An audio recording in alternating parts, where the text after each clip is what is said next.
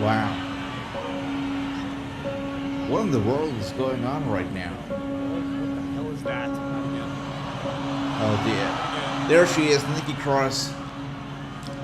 Probably with another message here from Uncle Howdy, another package delivered to Michael Cole. Interesting.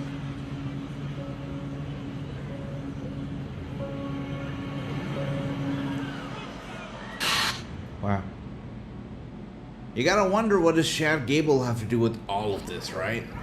I mean, the Wyatt 6 targeting him day in and day out. Really gotta wonder what really is up with Chad Gable over here. It's good to see everybody. Welcome. What a start. What a spooky start here to Raw. I mean, obviously, we've got a message from Uncle Howdy.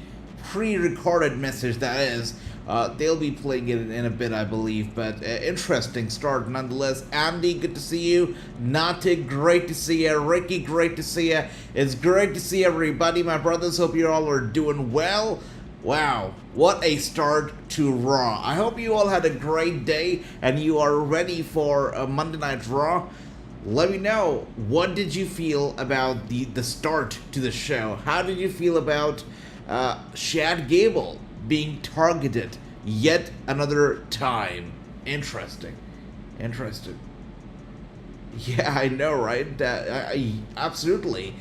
The 6 are here already. I'm surprised that they kicked off the show. You know, usually I would feel that, okay, they're going to be closing it or maybe in the middle of it. They kicked off the show. It really tells you how invested, of course, the WWE obviously is in the Wyatt 6 right now. And he says, AJ, have you seen Bray Wyatt documentary yet? I have, brother. You know, even though they didn't really make it available here, I had to somehow, you know, get access to it and watch it. Beautiful documentary.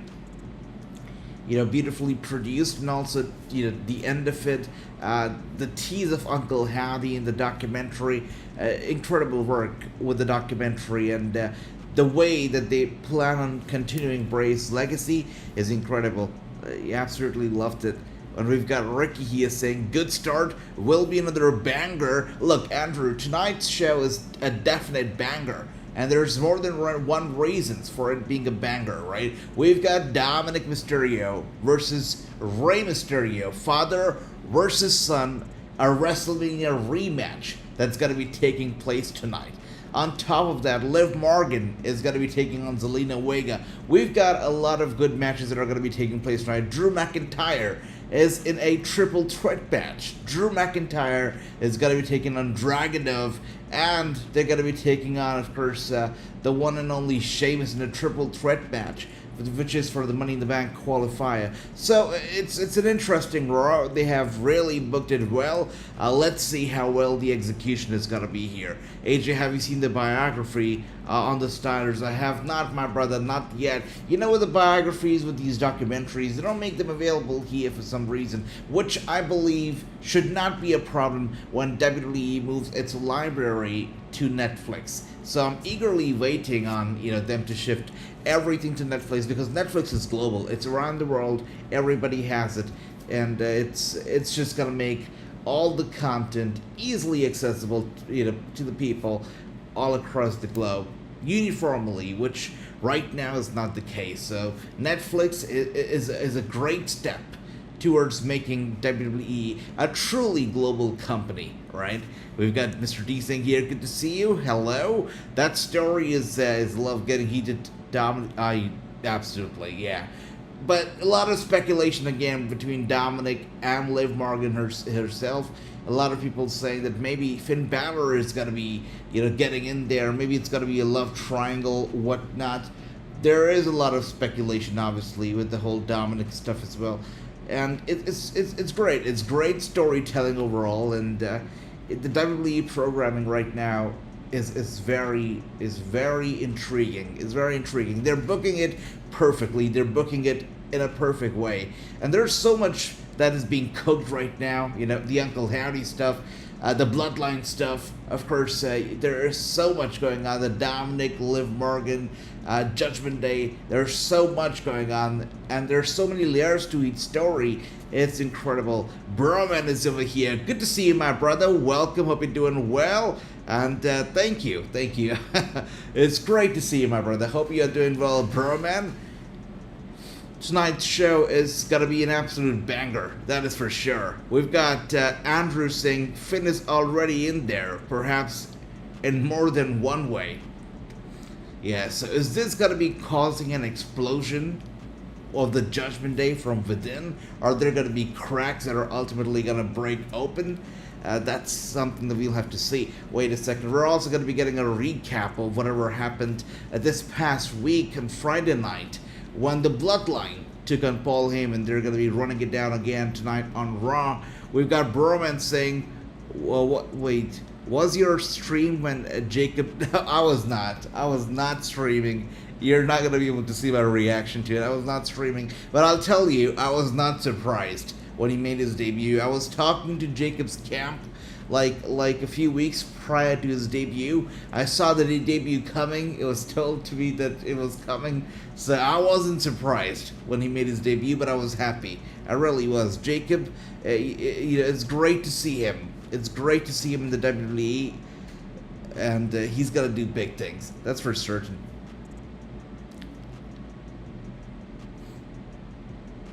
Yeah. Definitely, Andrew. And we've got the New Day coming out over here. Xavier Woods and Kofi Kingston. Known for years and years.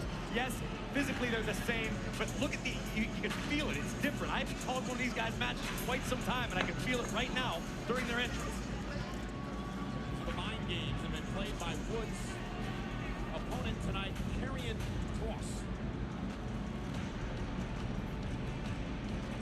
Oh, really? Okay. You know, I feel it's good because they're giving them some TV time, right? I mean, in my books, I feel that the New Day is absolutely obsolete. It is great that Xavier and Kofi, they want to continue their thing, and they want to make New Day live forever, right? Even without Big E around. It's good, you know, friendship forever, it's great. But I had really started to think that New Day had gone obsolete, and I thought the same thing for the Karrion Kross and the crew as well, because it's hard to take them seriously. It really is. So two people who I really thought were absolutely a gone case are actually competing against each other in the first match of Raw. If anything, it's a good indication that the WWE has not given hope on Karrion Kross, and they're still trying to push him. You know, he seems like a gone case. Look, he was great in NXT, then he came over to Raw, and then he got fired. And we all, including Karrion Kross, all of us, blamed the poor production, the poor presentation, the hideous mask, and Vince McMahon for Karrion Kross's failure. But the next time around, when Triple H brought him back, he hasn't really been, you know, impressive. He hasn't done a lot. His in-ring stuff hasn't been that great. He has had, you know, Paul Ellering with him. He's had Scarlett Bordeaux with him. He's had the AOP with him. After all of this stuff, he's still not able to skyrocket. What is stopping Karrion Kross? Is it the charisma? Is it the in-ring style? What is it that's stopping him? I want this guy to succeed, but, you know, I haven't seen it yet. Let's see. We've got Bron here. Nice lull. You hear the story about Paul missing sleep on purpose so he can do... Yes. You know, he is that good. And definitely, that day, Paul Heyman looked absolutely shattered. So, I believe that story. And, you know, I also believe that Paul Heyman can go to such an extent to sell storyline, because he's that good, right? And he says Kross has been targeting Woods to join the final test. Oh wow, he should have targeted somebody better, somebody more relevant. But okay, let's see if he's actually gonna succeed at this. Interesting. Kross with another kick here to Xavier Woods. By the way, guys, say his name and he appears. Do you guys believe in Joe Hendry? Let me know. Of course, a lot of people want Joe Hendry to show up in Money in the Bank. They want him to show up on Raw. They want him to show up on SmackDown. But what Joe Hendry says is that all you have to do is take his name. Does anybody here want to take Joe Hendry's name? Alright, Karrion Kross has been thrown to the outside. Xavier Woods with a nice dive to Karrion Kross. Karrion Kross down. Xavier Woods now with a nice chop across the chest. Once, twice. Wow.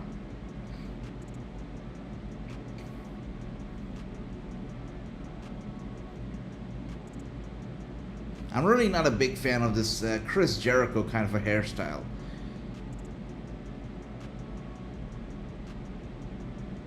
That Kross has been rocking. You know, I was glad at first when the AOP joined Karrion Kross in the Final Testament. I was like, alright, all of these guys as a faction, they're gonna do something. But unfortunately, Paul Ellering and the AOP have done next to nothing, I feel. And their roles have been so limited within the Final Testament. Everybody seems so limited within the Final Testament. Alright, okay, wait. What has Andy done? Andy has taken the name and he'll appear. Say his name and he appears. I believe in Joe Hendry. I believe in Joe Hendry. Cause they love London and Paris and Tokyo, America, Scotland and Canada and Mexico. They say I believe in Joe Hendry. That's right. I believe in Joe Hendry. All we have to do is take the name and he appears even right here on the stream. Man, Joe Hendry is hilarious, and he's been trying to do this for so long.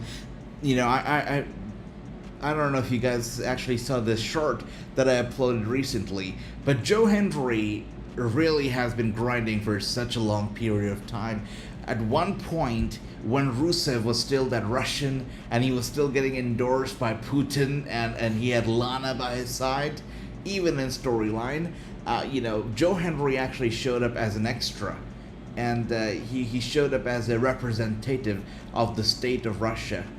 And he actually cut a promo in Russian accent. It was quite cool. Yeah, it was quite an interesting story. If you have not checked out the short that I'd uploaded, make sure to check it out, because wow, my mind was blown when I came to know about it. But Joe Hendry definitely has been trying, and finally is getting some success.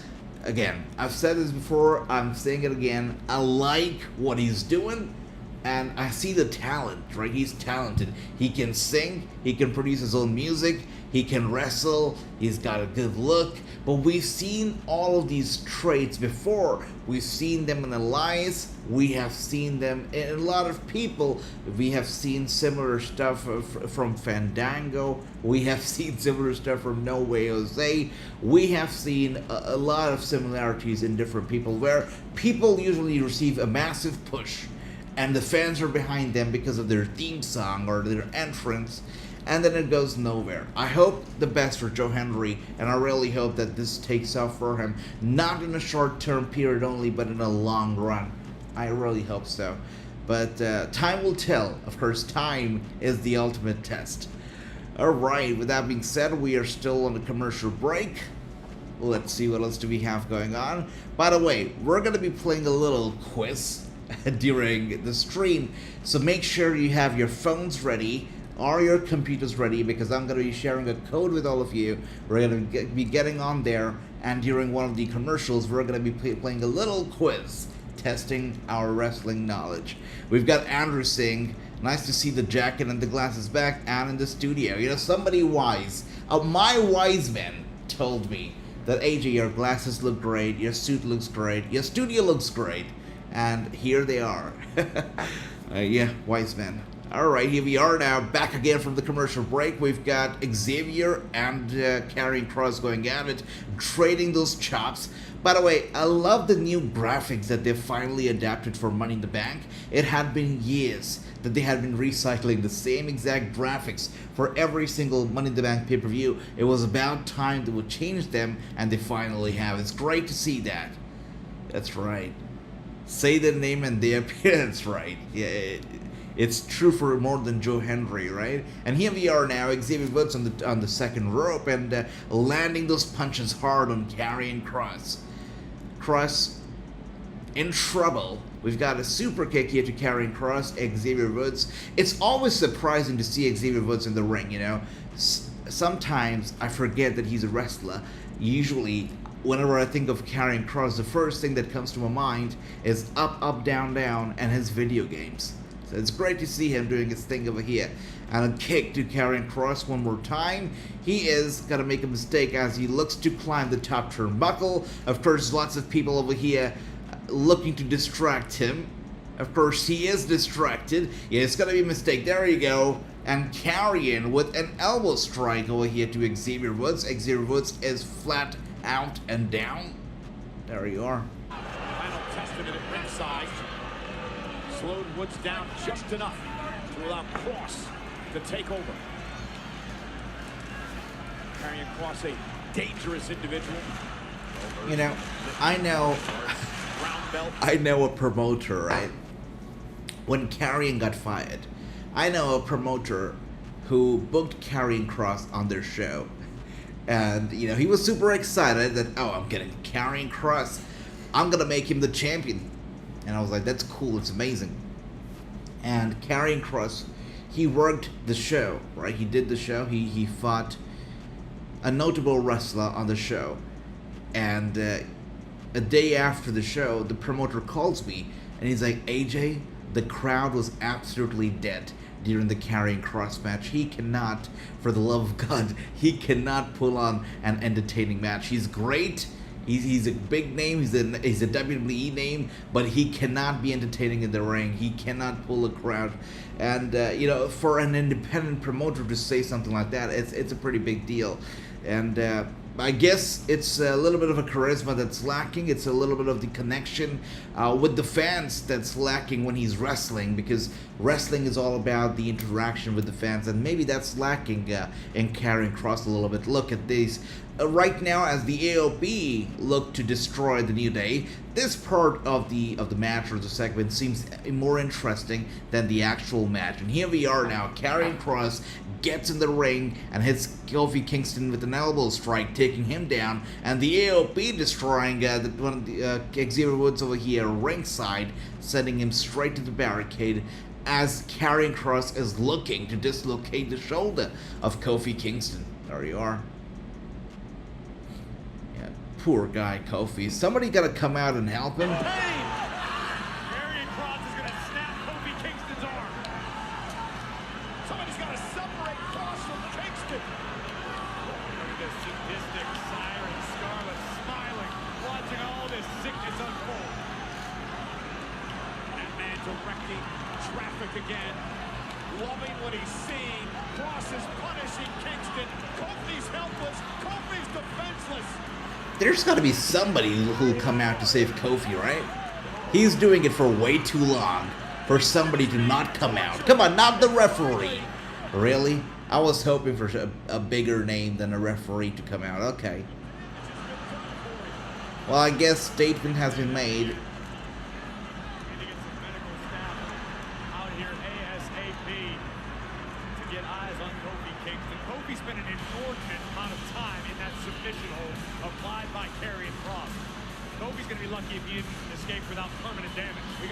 Karrion Kross looks so much like Tarzan.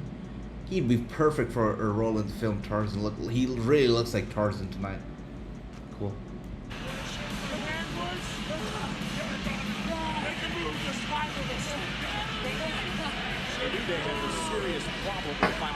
Alright, cool. I've never seen anybody wearing a green blazer ever before. At the commentary desk, at least. Look at Corey Graves over here, absolutely standing out with the green blazer. It's not even color coordinated. I don't believe that Vince McMahon would let him to wear a blazer that's flashy. It's like absolutely not color coordinated. Love it. It's been a beatdown session on Kingston. Yeah, I see it, brother. I see it. He came out here in street wearing casual clothes, and look what happened.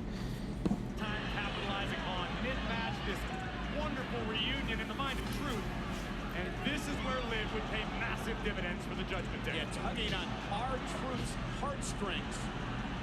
And the coup de grace by Finn Balor. And Balor and JD McDonough will become the tag team champions thanks to that woman. Women's world champion, Liv Morgan.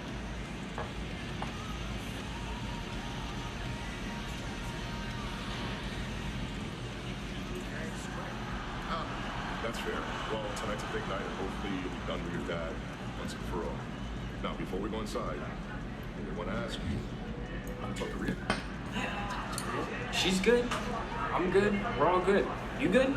I'm great. You know who's not, though?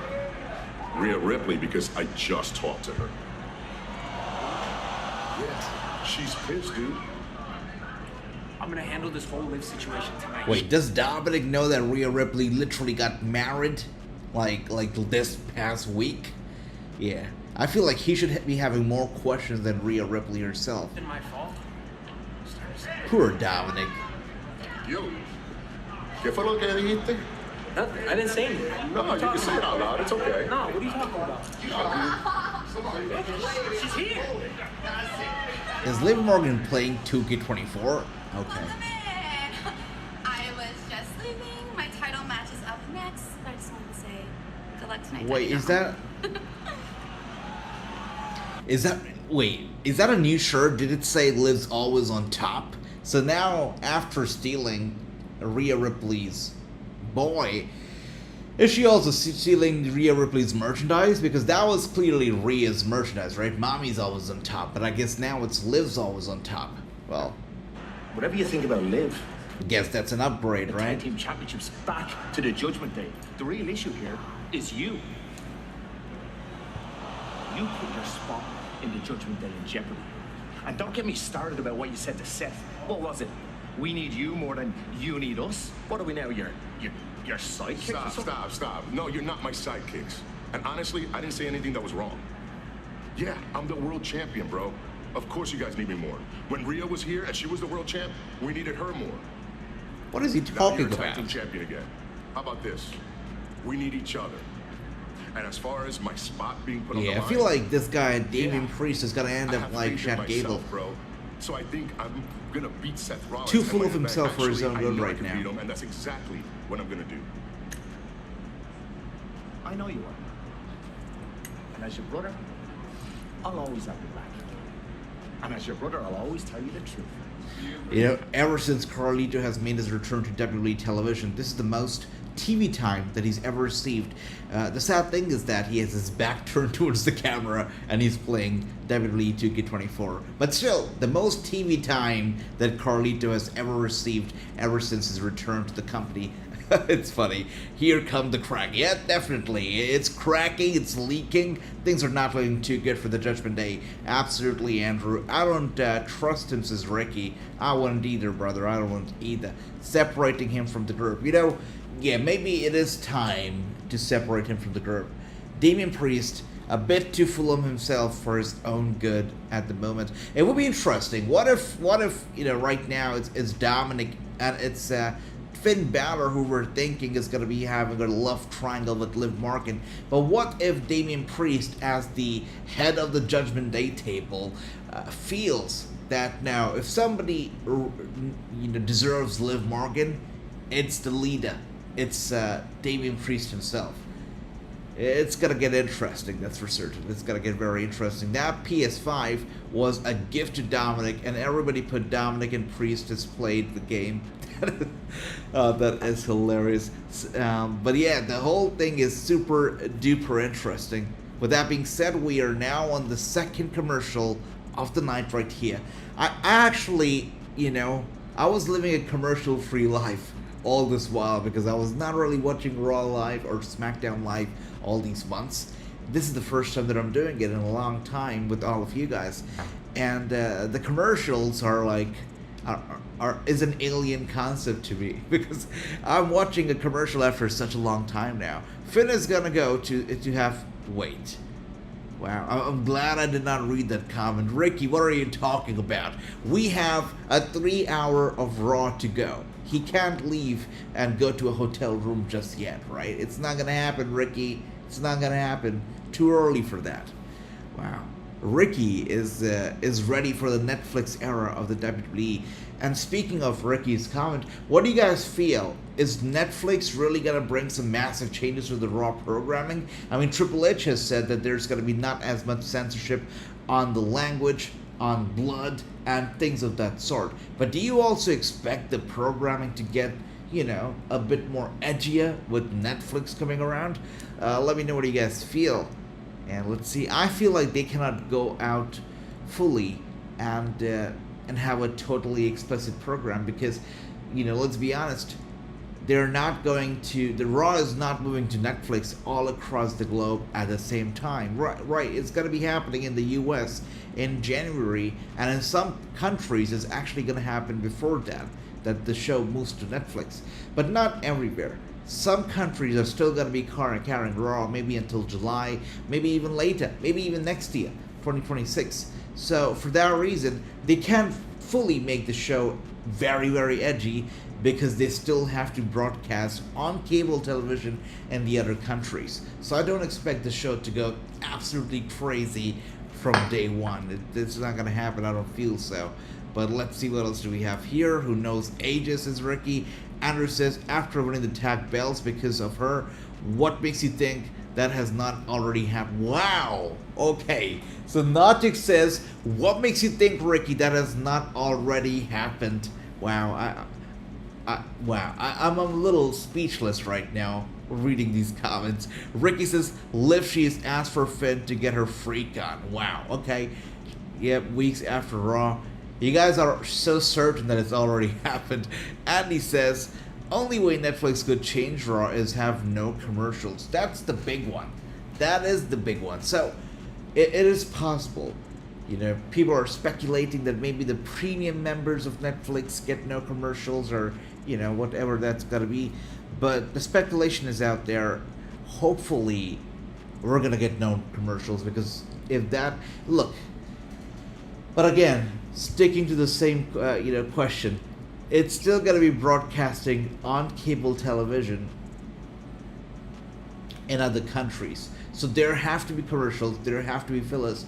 What I can assume is that when they move to Netflix on Raw, we're going to be seeing, the stuff that we don't usually see when the commercials are on. I think the action will be a little slow paced. There will be a little more time wasting, a little more fillers when the rest of the world goes on commercial, but Netflix does not. That's what I'm assuming, right? Because if you guys remember, a few years ago, we used to have this feature on the WWE app, which was a free feature, with which you could actually see what was going on in the ring while the television used to be on commercial. And I feel that they could be adapting that same concept on Netflix, where we will be able to see what's going on in the ring while the rest of the world will be watching the commercials, I feel. So that's an interesting thought. We shall see what happens. Great point over here raised by Andy. I might watch Netflix, AJ, but I watch you, AJ, for keeping me posted on Raw. Thank you for that, my brother Ricky. Remember, I told you last night, AJ, I love seeing Raw. Ricky, what's going on over here? You are...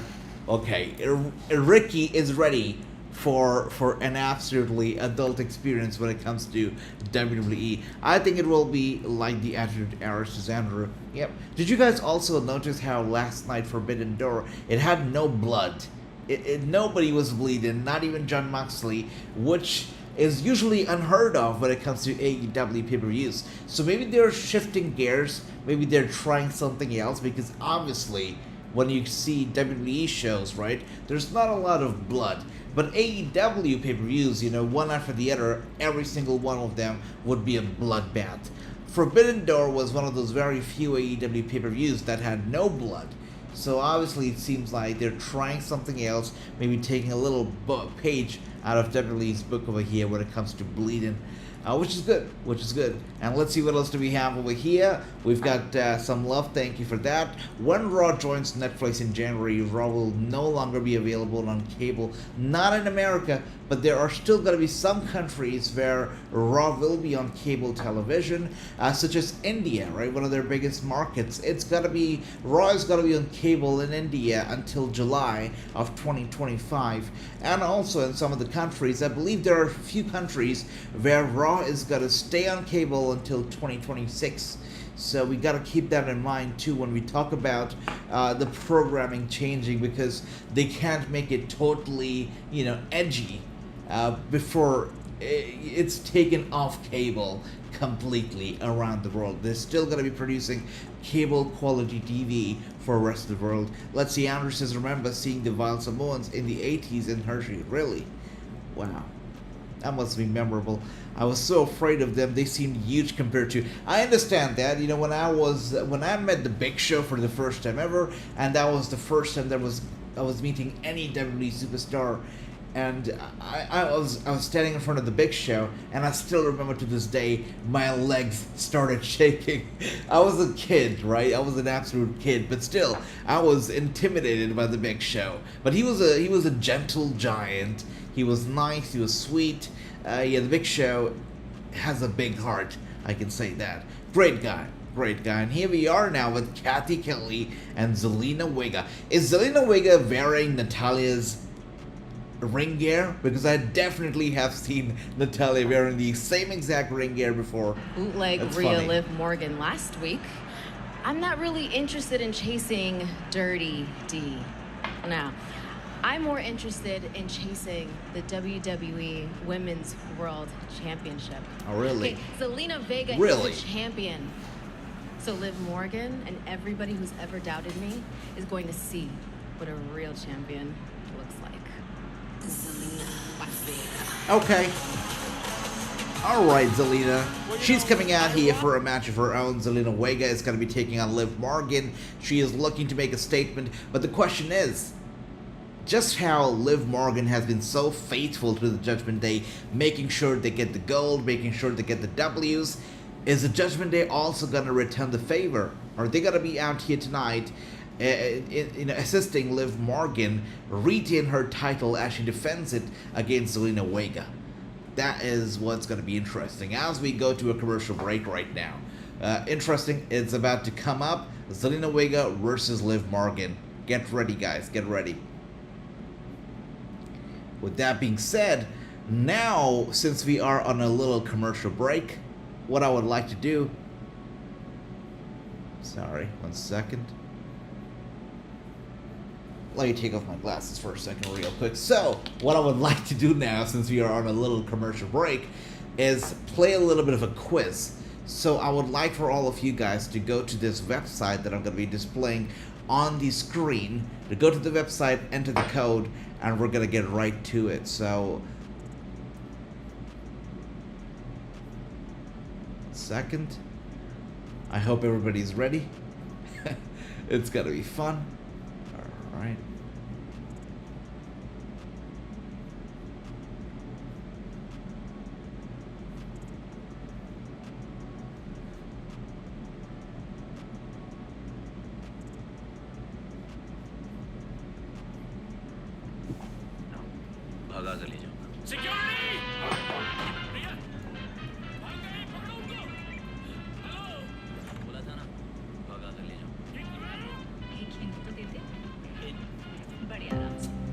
Alright guys, so what I'm going to be doing is that I'm going to be sending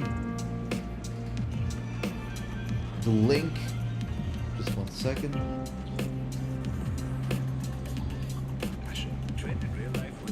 I'm going to be sharing the link in the chat, so you guys can just click on it and get to the website right away. Just give me a second.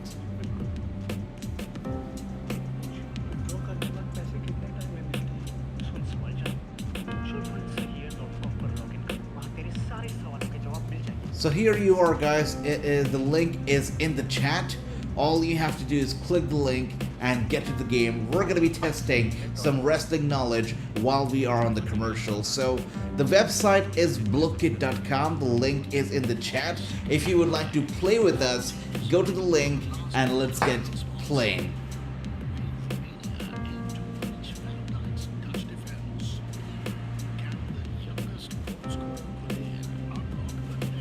Alright, let me know when you guys have joined it.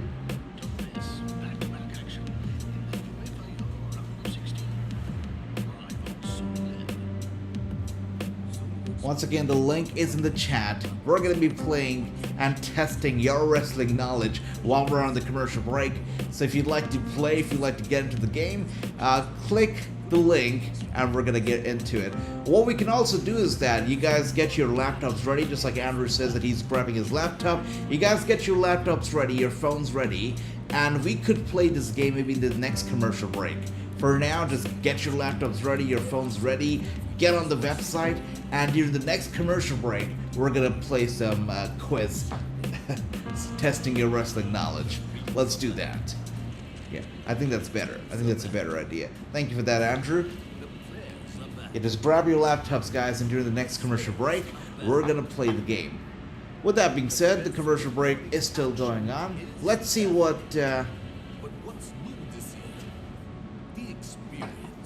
Let's see if there's some new news going on the dirt sheets as we speak right now. There's something big.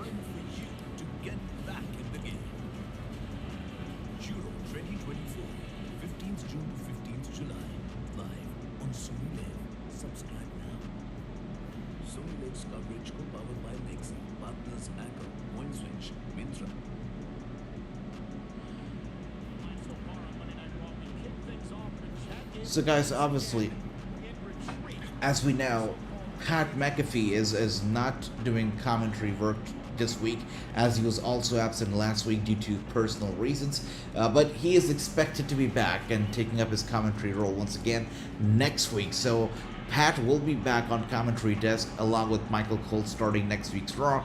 This week, obviously, he has been replaced by Corey Graves. So if you guys were wondering, he is obviously gone from commentary the past week and this week as well due to personal reasons, but he will be back next week. I know a lot of people miss Pat McAfee, and yeah, the good thing is that he's going to be back next week. Alright, so once again, guys, make sure to join the quiz using the link provided in the chat, because once this commercial break is once we get to the next commercial break, we're gonna get playing.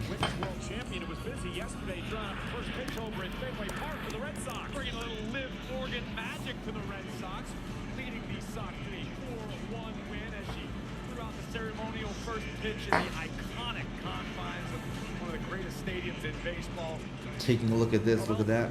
Red Sox would go on to beat Dirty Dom's favorite team, the San Diego Padres. Sure, I talked to my good friend Jared, who was already... Alright, with that being said, guys, it is Liv Morgan who is on her way out right here. She is defending her Women's World Championship against Zelina Vega.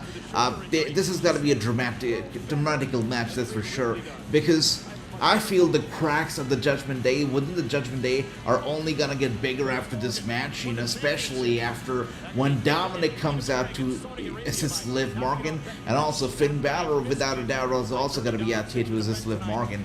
So when you've got two people chasing the same one girl, there's definitely bound to be cracks. I love the shirt. Liv's always on top. That's right. Good to see you. Thank you. Welcome. Hope you're doing well, Mr. Singh. And he says, Asia, since you are coming on Wednesday night as well, I'm just going to have to rewatch Watchalong. I'm going to be out of town. Well, I'm sorry to hear that, Andy. I hope that everything works out for the better. And you take care, brother. But, I won't be here Wednesday night. So since we have taken up the weekly watch-alongs once again, we're going to be doing them on Monday and Friday. So no Wednesdays. We're not doing AEW just yet. We're just sticking to the WWE shows. That's the main roster shows. We're here Monday, Friday, and pay-per-views. Not Wednesdays. Not yet. Alright, with that being said, the cinematic camera is back for championship match announcements, which is great. It just adds so much of depth and so much of drama and so much of excitement to the championship match with the cinematic camera. I am glad that it has made its return, and Samantha Arvin, of course, looking great. Liv Morgan looking fantastic. Look at her. Oh, hell yeah. Oh, hell yeah. Oh, hell yeah. Liv Morgan looks great. She looks fantastic. But you know who looks better? You know who looks better? Say his name and he appears. I believe in Joe Hendry. Everybody, come on, give it up for Joe Hendry. London and Paris and Tokyo. I know you can do it. Scotland and Canada and Mexico. They say I believe in Joe Hendry. I believe in Joe Hendry. All right. With that being said, guys, the title match is upon us right here. Zelina Vega, Liv Morgan. And it seems like Zelina Vega has got the upper hand right into the match. Yes, she seems to be dominating. There you go. Nice springboard. Vega gets Liv Morgan down once again. Her t-shirt says she's always on top, but right now, Vega is taking her down. That's for certain. Well, I love the claps. Love it. Ricky, love it. I believe in Joe Hendry, says Ricky. It is so funny. It is so funny. AJ, you hate this man. You know, not yet, but maybe there will be a day when I'll hate him. And Andy says, oh my bad, I thought you said last week you were going to go Wednesday night. Brother, so Monday and Friday, I'll see you on Friday, Andy. And we've got Ricky saying, I believe in Joe Hendry, I love it. Anil, welcome, great to see you. Andy, great to see you. And here we are one more time. It is Liv Morgan now, who's trying to get back into the match over here, trying to get the upper hand. Vega seems dizzy, she seems dazed as she currently sits on the top turnbuckle. Liv Morgan on the second row trying to take advantage, but Vega slips away very quickly. And there you go, taking a book out of Rey Mysterio's, a page out of Rey Mysterio's book right there. Liv Morgan obviously in trouble, or maybe not. Tries to snap the arm of Zelina Vega. Zelina Vega wants to behead, it seems. Dropkick to Vega, and she sends her down to the ringside, trying to catch a breather herself. Liv Morgan. Wait, she seems happy. Somebody making. Oh, there you go. You could tell the glow on her face. How her eyes sparkled when she saw Dirty Dominic making his way out. Liv Morgan is on cloud 9 right now. Not only is she the champion, but Dirty Dominic is here ringside, obviously, for her match. Liv Morgan is so happy. It's great. And you know what? The thing about Liv Morgan is that her smile is so contagious. When she's smiling, you want to smile. You know, I don't know how does Dominic keep a poker face on. Oh my goodness! There you go. We've got Dominic's daddy coming out here. The not-so-dirty Dominic's father, Rey Mysterio. And Dominic looks like he's seen a ghost. He's trying to get away from his dad. With that being said, commercial break is upon us. Wow, we were just getting to the interesting, juicy part. And Rey just came out here to give him a nice spanking, and we go to a commercial. Okay, alright. There you go.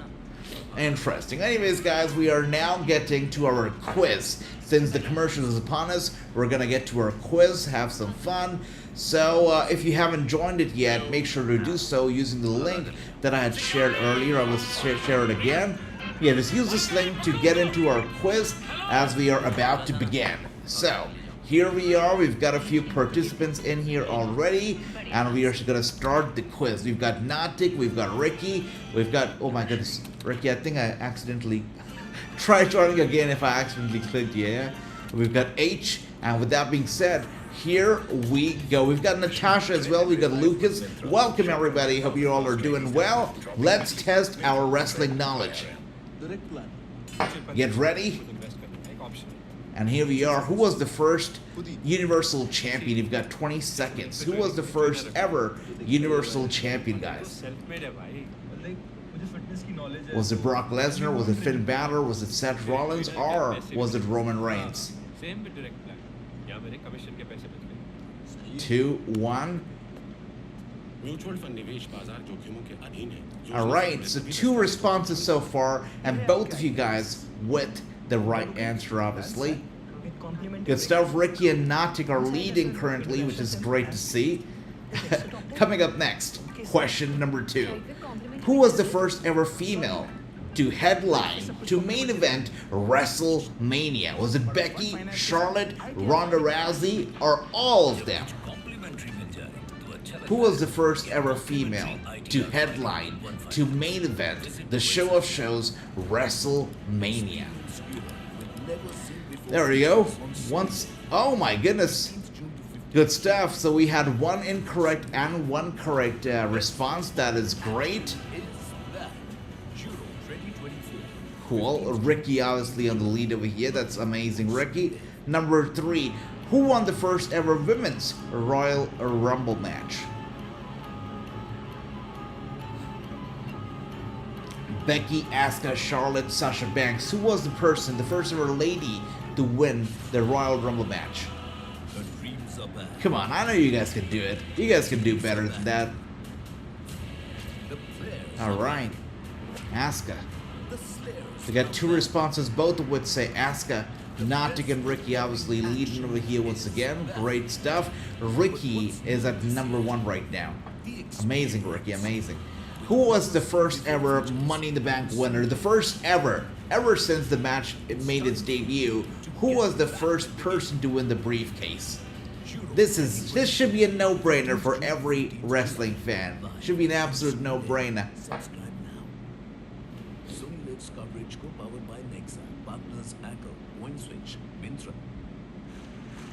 Okay, 1 correct answer.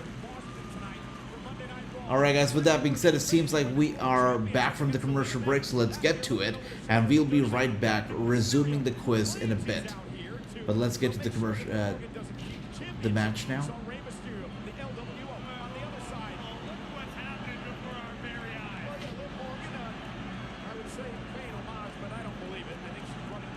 Mysterio to, of course, Eddie Guerrero with the 3 amigos, and now playing up to Dirty Dom. Playing dumb, Michael Cole. You know exactly what's going down. Me playing dumb? What about Dominic? Do you really buy this whole act of Dominic that he's worried about Rhea, that he wants to take the championship away from Liv Morgan? Come on, he's looking for a reason. Liv Morgan with the prism lock applied, Cole.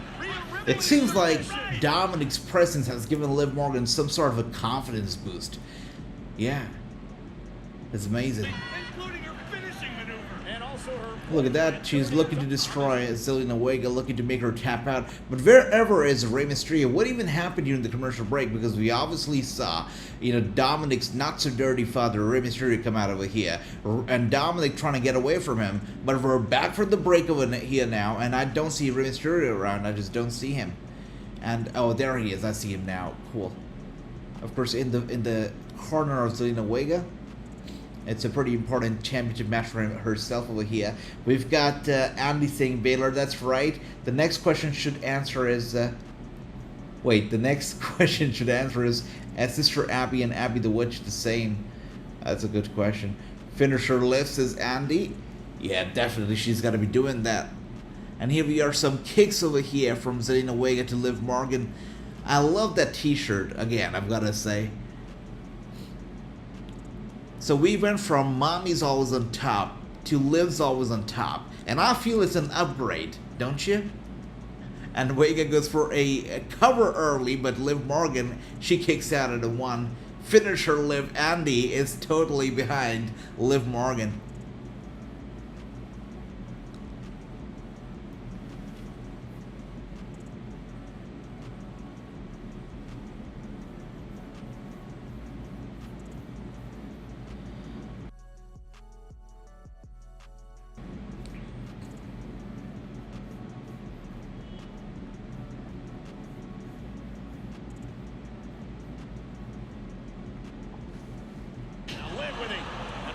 Seguri. Liv now. Shoots the half, hooks the leg. Is it enough to put Zelina? Is it over? Okay. The match still continues. Vega kicks out at a 2.5 right there. Dominic taking a very close look at Liv Morgan. She's smiling. She's laughing. Wow, and blowing kisses out. She's blowing kisses out to Dominic as well. And I'm not sure what's with Dominic's face. I mean, he came out all the way over here to stand and stay over here in Liv Morgan's corner. And when she decides to blow him a kiss, he gives her that face. What the hell is going on with Dominik Mysterio? Can he not make up his mind? And now we are back over here on top. The top turnbuckle, that is. Vega in trouble. Liv Morgan is looking to go for the superplex, but Vega now trying to fight back, landing those punches to Liv Morgan's gut and her back and her neck. There you go, some elbow strikes right there as well. Liv Morgan in trouble. Vega could be looking to score big over here, grabbing her from her hair, smashing her head into the top turnbuckle. Vega. High risk because it just may pay off. This is gonna be big. Holy crap. Morgan ain't getting up from that, but Liv Morgan very cleverly rolling to the outside, rolling to the ring side, trying to catch a breather, trying to buy herself some time, trying to avoid being covered by Vega. Liv Morgan, very smart as she defends her title. Zelina Vega also gets to the outside now, grabbing Liv Morgan from her hair, trying to get her back into the ring over here. Liv, though, pushes Vega into the edge. The apron. Once again, Liv Morgan now. All Liv needed to at least buy herself. You gotta love how she just does not get distracted, right? Had that been Dominic, his eyes would be on Liv. But right now, in this case, Liv's eyes on Vega. Oh my goodness, father-son drama going on ringside as well. What the hell? Oh my gosh. Liv Morgan taking out Rey Mysterio, and with that being said, Zelina Vega with a 619 to Liv Morgan. Of course, she was distracted by Rey Mysterio, and Vega now with a tornado DDT goes for the cover on Liv Morgan. It's a 1, it's a 2, and a kick out right there. It's a kick out. She kicks out. Wait, Dirty Dominic with a dirty steel chair. I'm not sure what she's gonna be doing with that. Liv Morgan already in trouble. Vega goes for the cover again, and Dominic slides in a steel chair to Zelina Vega. Dominic just sending the chair into the ring. What is going on over here? And Vega now smashes that chair into Dominic's skull. Of course, that's not going to be grounds for DQ because Dominic is not an active participant in this match, so it's not going to be a DQ finish. But, oh, there you go. Taking advantage of the distraction, Liv Morgan finally secures a victory. Thanks to Dirty Dominic, that is.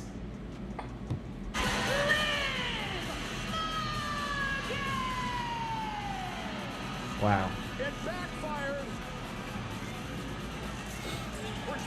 Well, you know what? I've got to say, they look great as a couple.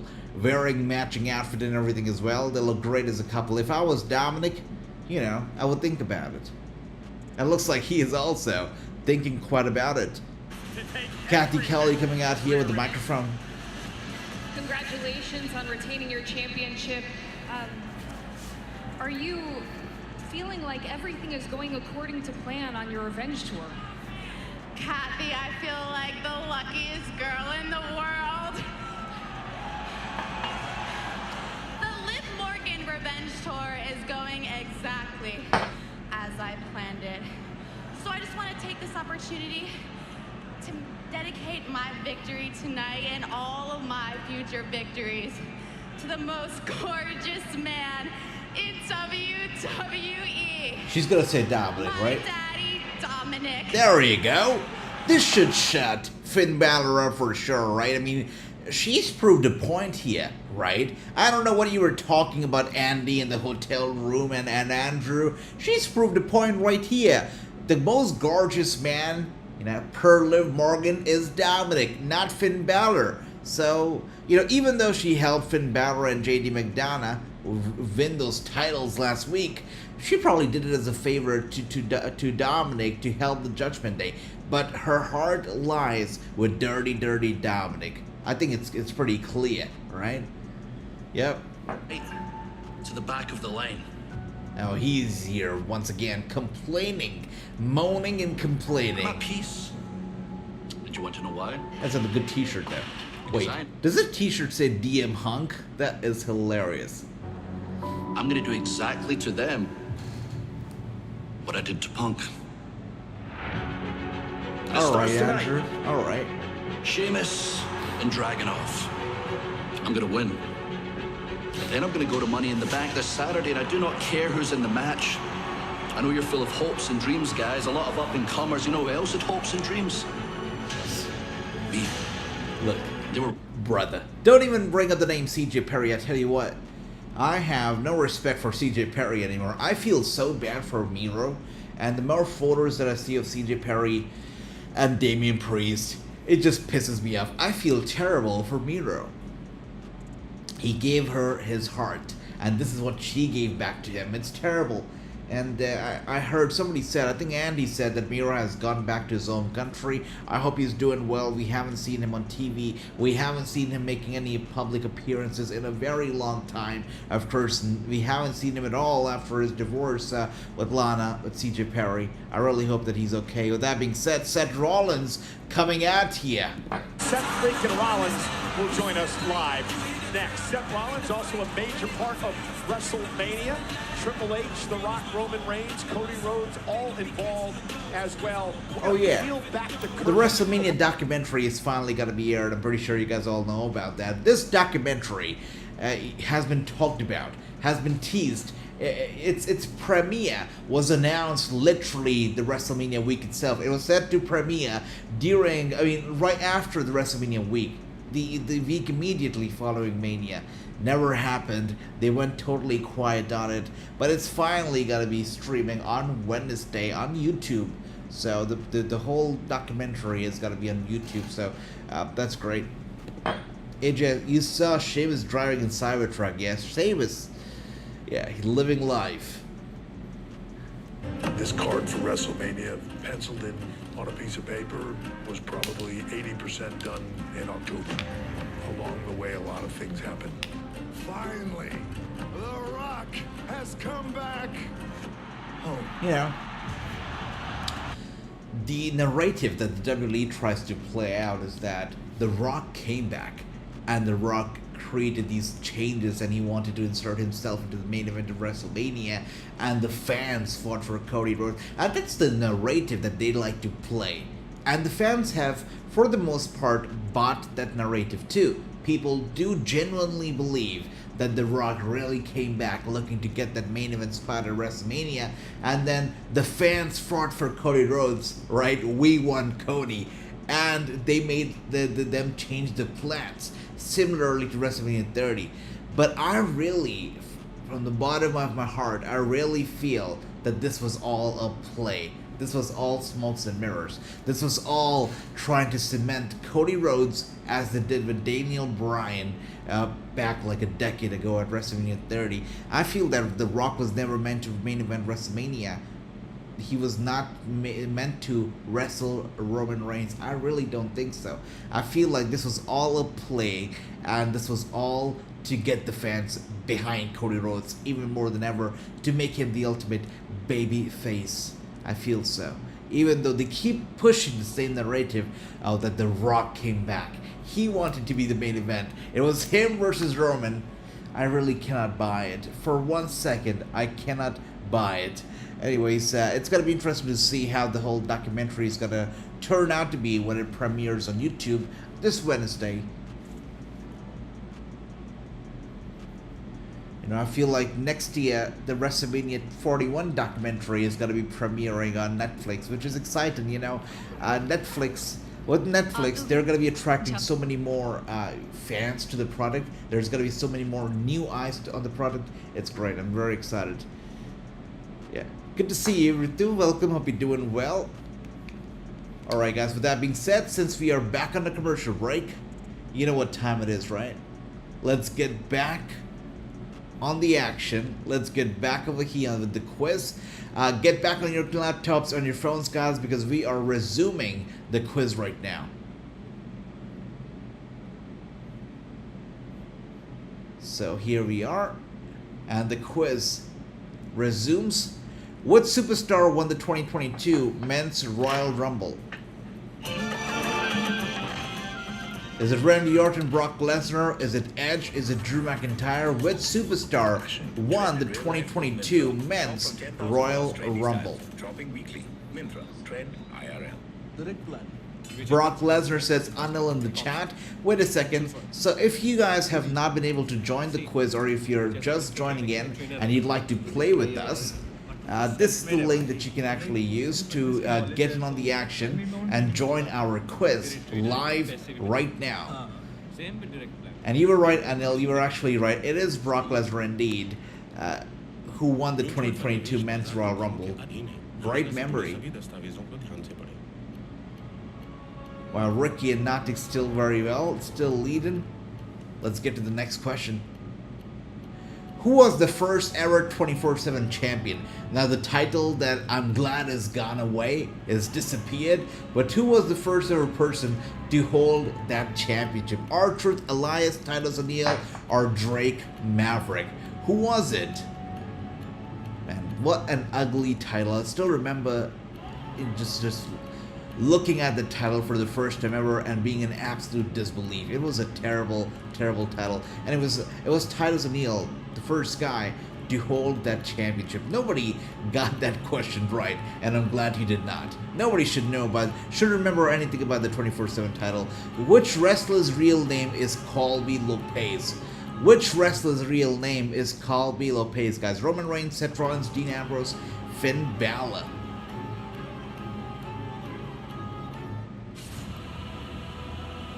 Let's see. We've got... Nobody was able to get that question. That's okay. That's alright. That's okay. So the next question, who was the first ever Intercontinental Champion? Pat, Randy Savage, Ricky Steamboat, or the Honky Tonk Man? Who was the first ever IC Champion? It's time for you to get back in the game. Euro 2024, 15th June to 15th July, live on Sony. Let's see. Subscribe now. Sony Lives coverage co-powered by... So somebody got it right. That's correct. Pat Patterson was the first ever. Nati got it right, actually. That's amazing, brother. Making a comeback right here. I like that. Yeah, the first ever Intercontinental Champion, Pat Patterson. Who did Becky Lynch defeat to become Becky Two Belts? So who were the two women that she defeated to become Becky Two Belts? What a time to be alive. Speaking of Becky Lynch, by the way, we are back from the commercial break, and it is her husband, Seth Rollins, who is on his way out. That's right, Ronda Rousey and Charlotte Flair it is. Indeed, absolutely. So since we're back from the commercial break, let's get back and watch the show. Rollins making his way out as we speak right now.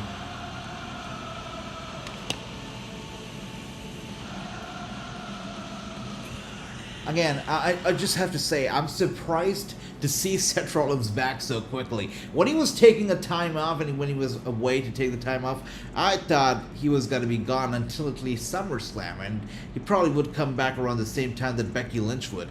But no, he's here. He's back over here in a month's time. So I'm genuinely surprised. I'm not sure if his return was fast-tracked or what, but obviously he was dealing with some injuries. He wanted to take some time off. He wanted to give his body some rest. But here he is, back very quickly.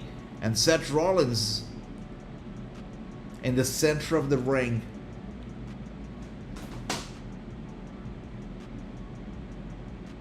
Thank you, my brother Natik. Much love to you.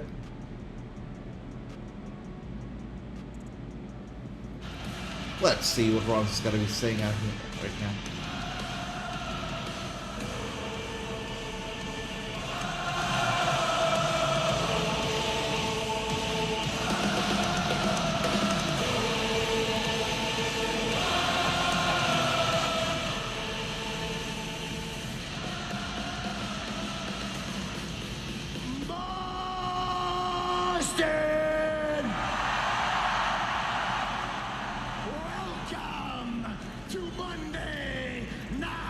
You know, Seth Rollins and myself are wearing the same brand of sunglasses, and that makes me feel cool. I am a visionary, I am a revolutionary, I am Seth!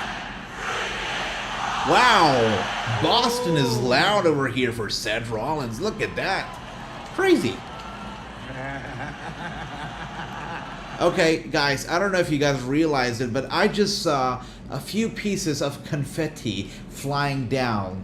So that is interesting. Why would there be confetti tonight? This is interesting. That's definitely look at the ring, look at the mat right now. You will see some pieces of confetti lying around. It usually happens when they've got confetti up there, you know, held up there, and they can't contain it no more. What is happening? Why do they have confetti planned for tonight? That's got to be something cooking, and it's definitely not Uncle Howdy. I don't think Uncle Howdy would play with confetti so much. But what's happening tonight? Are we ending the show tonight with some kind of a celebration? Interesting. That's right. You got the Bruins. You got the Sox. Thank you, my brother Andrew. You're amazing. Thank you, Ricky. Anil says AJ Rollins. AJ Rollins, that is funny. Thank you. Raw is at Boston. Hometown Mercedes Moné was born at, says Ricky. Well, she's not here, though. The crowd is more loud, not like we saw last night. Crowd was half dead. Wow, Ricky taking a shot at... Look, in the crowd's defense, that was a, what, like 7-hour show, right? We had a hour and a half long pre-show, and about the 4.5 hour of a main card.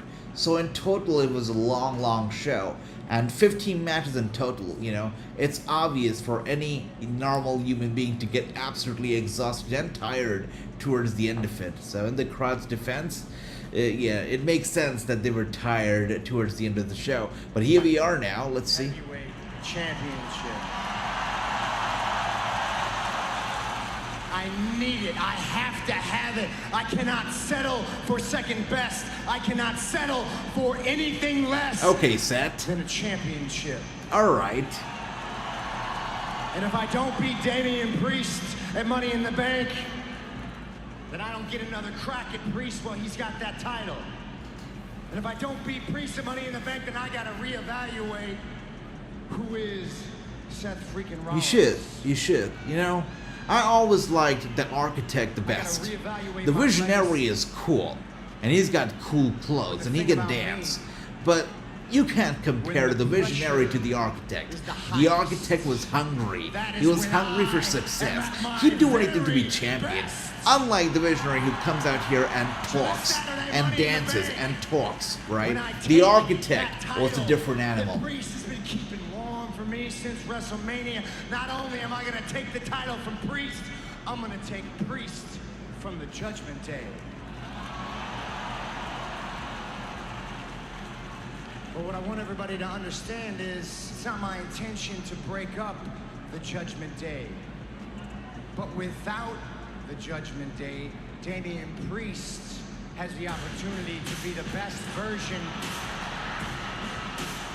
Damian Priest on his way out. Say his name and he appears. His name is Damian Priest. Oh wait, it's not Damian, it's Finn Balor who's coming out right now. Finn Balor, the man, the guy, the Universal Champion, right? Whose first shot at the title, his first ever main roster World Championship, it was destroyed, it was ruined at the hands of Seth Rollins at SummerSlam. These guys go way back in history, right? Way back. So I should be in a good mood tonight, but I'm not. I'm in a bad mood. Well, why? In fact, I'm in a real bad mood, and you want to know why I'm in a bad mood? Dominic? Because everything around here seems to be changing. It's probably Dominic. What it means to be in the Judgment Day is changing. Yeah. Damian Priest is changing. Yeah, I told you it was going to be Dominic. And you know what, Seth?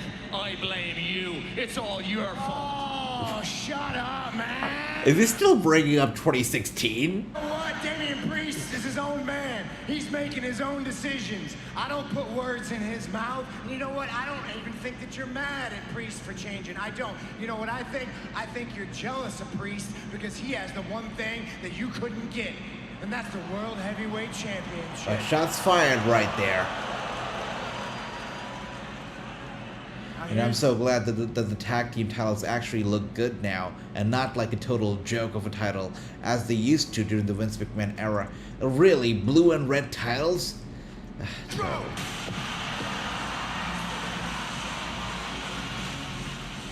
before things can get out of hand, here comes the There we go. Coming out now is Damian Priest, and you know what? I'm so glad that they actually showed that it was Damian coming out because I couldn't tell about the music. Once again, Def Rebel added. It's so hard to differentiate the music. It's so hard to tell apart the theme songs of Finn Balor from Damian Priest. It's just hard.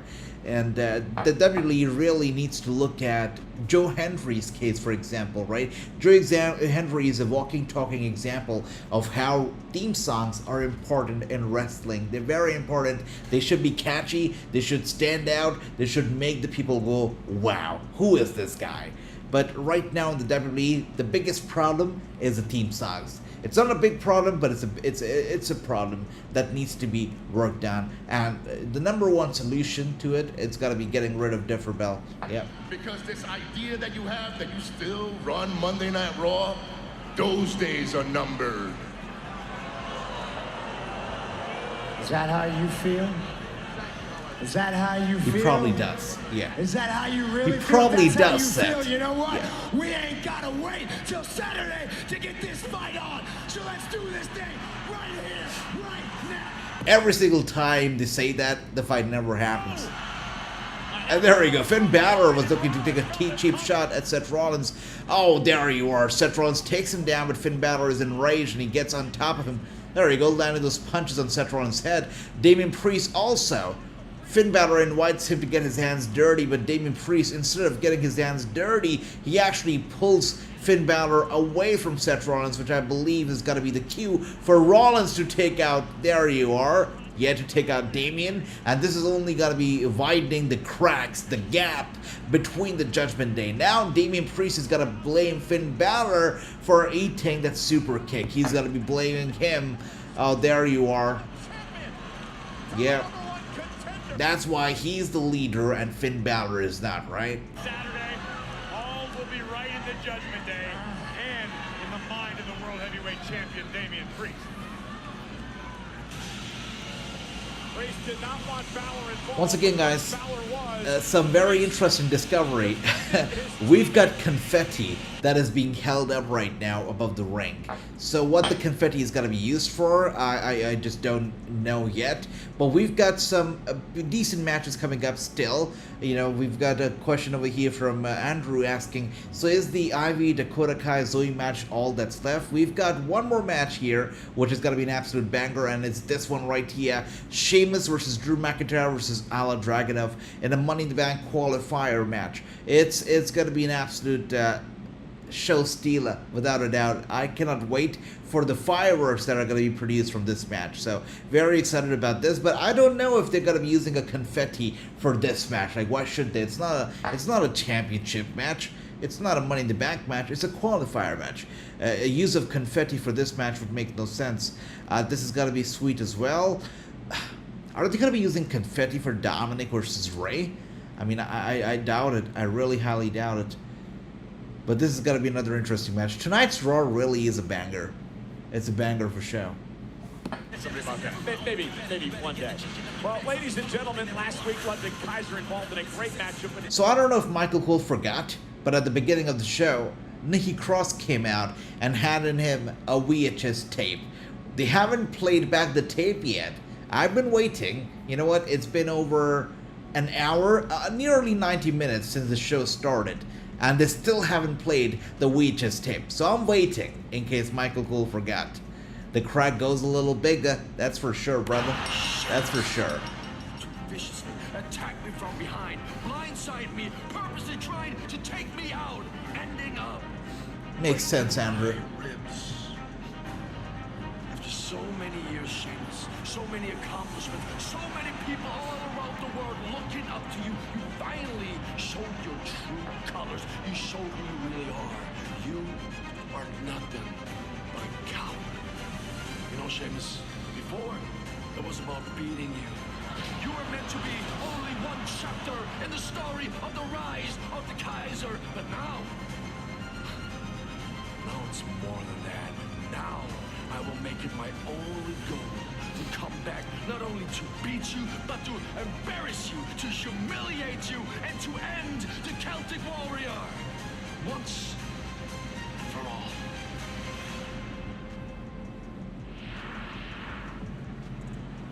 I love Ludwig Kaiser, man. I love the confidence of Ludwig Kaiser. This guy is always in promo mode. I met Ludwig Kaiser. I met the Imperium during their, recent tour, right? And I was at the press conference. I interviewed them. Ludwig Kaiser is always in character, or maybe it's not really a character, maybe it is who he really is. But I saw him out in public, I saw him in private, I saw him walking over to a restaurant to have some lunch, and really this guy stays in character. The side eye, the way he walks, the way he carries himself, the way he talks. Maybe it's not really a character, maybe it is who he really is as a person, even off camera. Ludwig is amazing. So full of himself too, which is quite interesting. All of his answers that he gave, it told you a story. The guy is super duper full of himself, but he's so confident. I think Ludwig Kaiser is exactly what Chad Gable always wanted to be, but could never be. Instead, he got tagged along with Otis, Maxine, and of course the Jokers of the Alpha Academy. Anyways, commercial break is upon us once again, which means you can now join us on the quiz one more time, the rapid fire quiz that we're going to be playing during the commercial break. If you haven't already joined us, if you'd like to join us during the quiz, make sure to do so as we are going back to it. And here we are on question number 10. Make sure to join us. If you don't join us, get your answers in the comments. Right now we've got who's leading. Ricky's actually leading at the moment. Notic, my brother, right behind him. Get ready, brace yourselves, because next question is upon us. Who did Triple H defeat to win his first ever WWE Championship? The first ever championship, guys. Who did he defeat to win the first ever WWE Championship? Was it Shawn, The Rock, Mankind, Stone Cold Steve Austin, or somebody else? And the correct answer, Mankind. Nobody got it right, but that's okay. Alright, coming up next. And we've got Notic, who actually got it right. Good stuff, Notic. Who did Brock Lesnar defeat in his debut WWE match? The first ever match Brock Lesnar in the WWE, was it The Rock, Kurt Angle, Jeff Hardy, or Hulk Hogan? Who did Brock Lesnar defeat in his debut match? Let us know. So we got 3 responses here so far, and 2 of them were actually correct. Jeff Hardy was the guy who fell prey, the first ever prey to Brock Lesnar in the WWE. And Anil over here, look at that, rise to the top. Anil with the correct answer. Good stuff.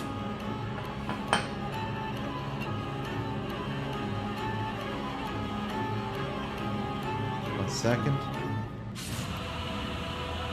The dreams are back. So who won the first ever mixed match challenge? I'm pretty sure you all remember this. This was a Facebook Watch exclusive.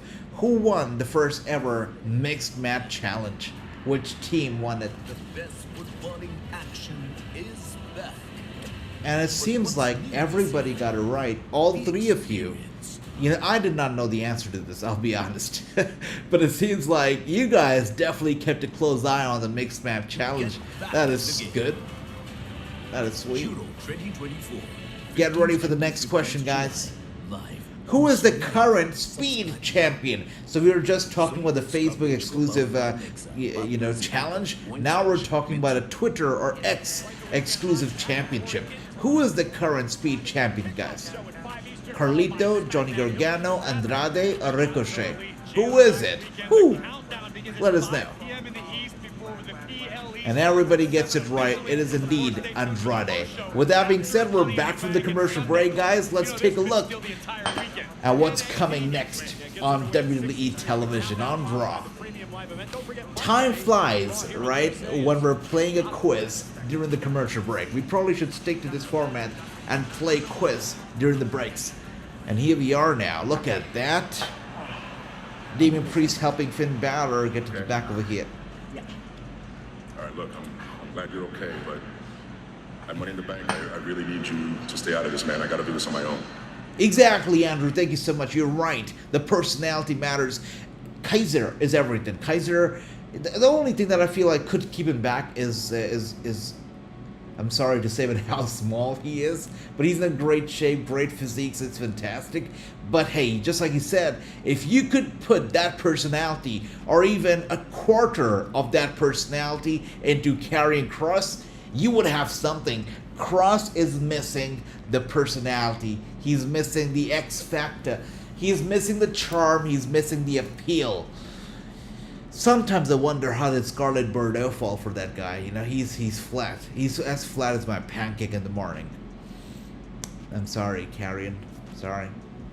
AJ, according to you, who should win the briefcase? My brother Anil. You know, I feel that I'm gonna be a little bit biased. I feel if I say Jey Uso, because I'd like to say, you know, Jey Uso yeeting the Money in the Bank briefcase, but realistically, I think it should be Drew McIntyre. And I've said this before in a group chat. I said that Drew McIntyre should win the briefcase because I really want Drew McIntyre to savor the moment and to wait patiently until WrestleMania 41 to cash in that briefcase, only for CM Punk to cost him the match and once again screw him out of a world title opportunity and out of a WrestleMania moment. I would like for this to be a very long-term storytelling, guys. Yeah. It's so funny. David, my man, my brother, good to see you. Hope you're doing well, David. Great to see you. With that being said, guys, Ivy Nile is on her way out. This is going to be a good match. Of course, the triple threat Money in the Bank qualifier. We've got Ivy Nile, who's, of course, taking on Dakota Kai and Zoe Stark. The ladies just about to start the match, but this is the match that's upon us right now. Zoe versus Dakota versus Ivy. Triple threat match for the Money in the Bank qualifier. Which one of these three women do you want to see in the Money in the Bank match? For me, honestly, Ivy Nile. Like, no brainer. She stands out. She's got a great physique. She puts in the hard work. Dakota is cool. You know, she's got her own sass and everything, and that's cool. But I feel like Ivy deserves the opportunity. She literally is WWE's own mini Jordan Grace, right? Definitely deserves it. We've got Andrew says, "Well, AJ, you have joined Team Heel." Wait. Maybe, perhaps. You know, when it comes to Drew McIntyre, I love to see him get screwed. My brother David, I see that, Ricky, I see that. My brother David, welcome, hope you're doing well. And here we are now. We've got Dakota Kai with a kick to the side of Ivy Nile. Ivy Nile in trouble. But once again, just like Andrew also said, I'd love to see Ivy Nile win this match. Zoe, I mean, no offense to Zoe Stark, but it's been a while. And she has been given shots after shots, opportunity after opportunity, but she has not been able to win me over as a fan. And I cannot get myself too excited about a what's her name? Exactly. Forgot her name as well, right? About a Zoe Stark's match. It's hard. Dakota Kai is cool, but again, Ivy Nile deserves it more than all the three women in this ring right now. Let's see, Dakota Kai's gonna win, says Ricky. Zoe is the female version of Kross. I guess you're right. I think that's a very interesting comparison. Yeah. You know, I don't know. Should we say that Zoe is the female version of Kross, or should we say that Shayna Baszler is the female version of Kross? Because Shayna, you know, it seems like at the first glance, it seems like she's a total package. She's got it all going for herself. She has a former UFC. I mean, has a UFC history. Quite successful over there. She's good friends with Ronda Rousey. She was a part of the 4 Horsewomen. She's got it all going. Pretty good and successful title reign in NXT as well. But still, something doesn't work out for Shayna Baszler. They try and try. They have her, you know, in top-notch feuds. They have her team up with top-notch people, but still it doesn't work out. Similarly, Karrion Kross is being spoon-fed right now. Paul Ellering, AOP, Scarlett Bordeaux, Karrion Kross has got it all going, but for some reason, he can't get over with the fans, just like Shayna Baszler cannot get over with the fans, and I feel like that's a great comparison right there. Shayna and Karrion I feel. But Ricky says, but we know Tiffany, she's going to win the women's Money in the Bank briefcase. Probably. And, you know, if she does, I can only imagine that she's going to customize the heck out of the briefcase. It's going to be rainbows. It's going to be pink with gems and jewels and diamonds. Yeah, that Money in the Bank briefcase is going to be the prettiest briefcase that you'd ever see if Tiffany Stratton were to win it. But some are stars, some are jobs. It's the way of the world. You're right, brother. Not everybody can be a star. Some people have to be a jobber in this life. That's true. Alright, with that being said, we are back on the commercial break. And we're also down to the final 2 questions, actually, on the quiz. So let's get to the quiz very quickly. And let's dig in and do the final 2 questions.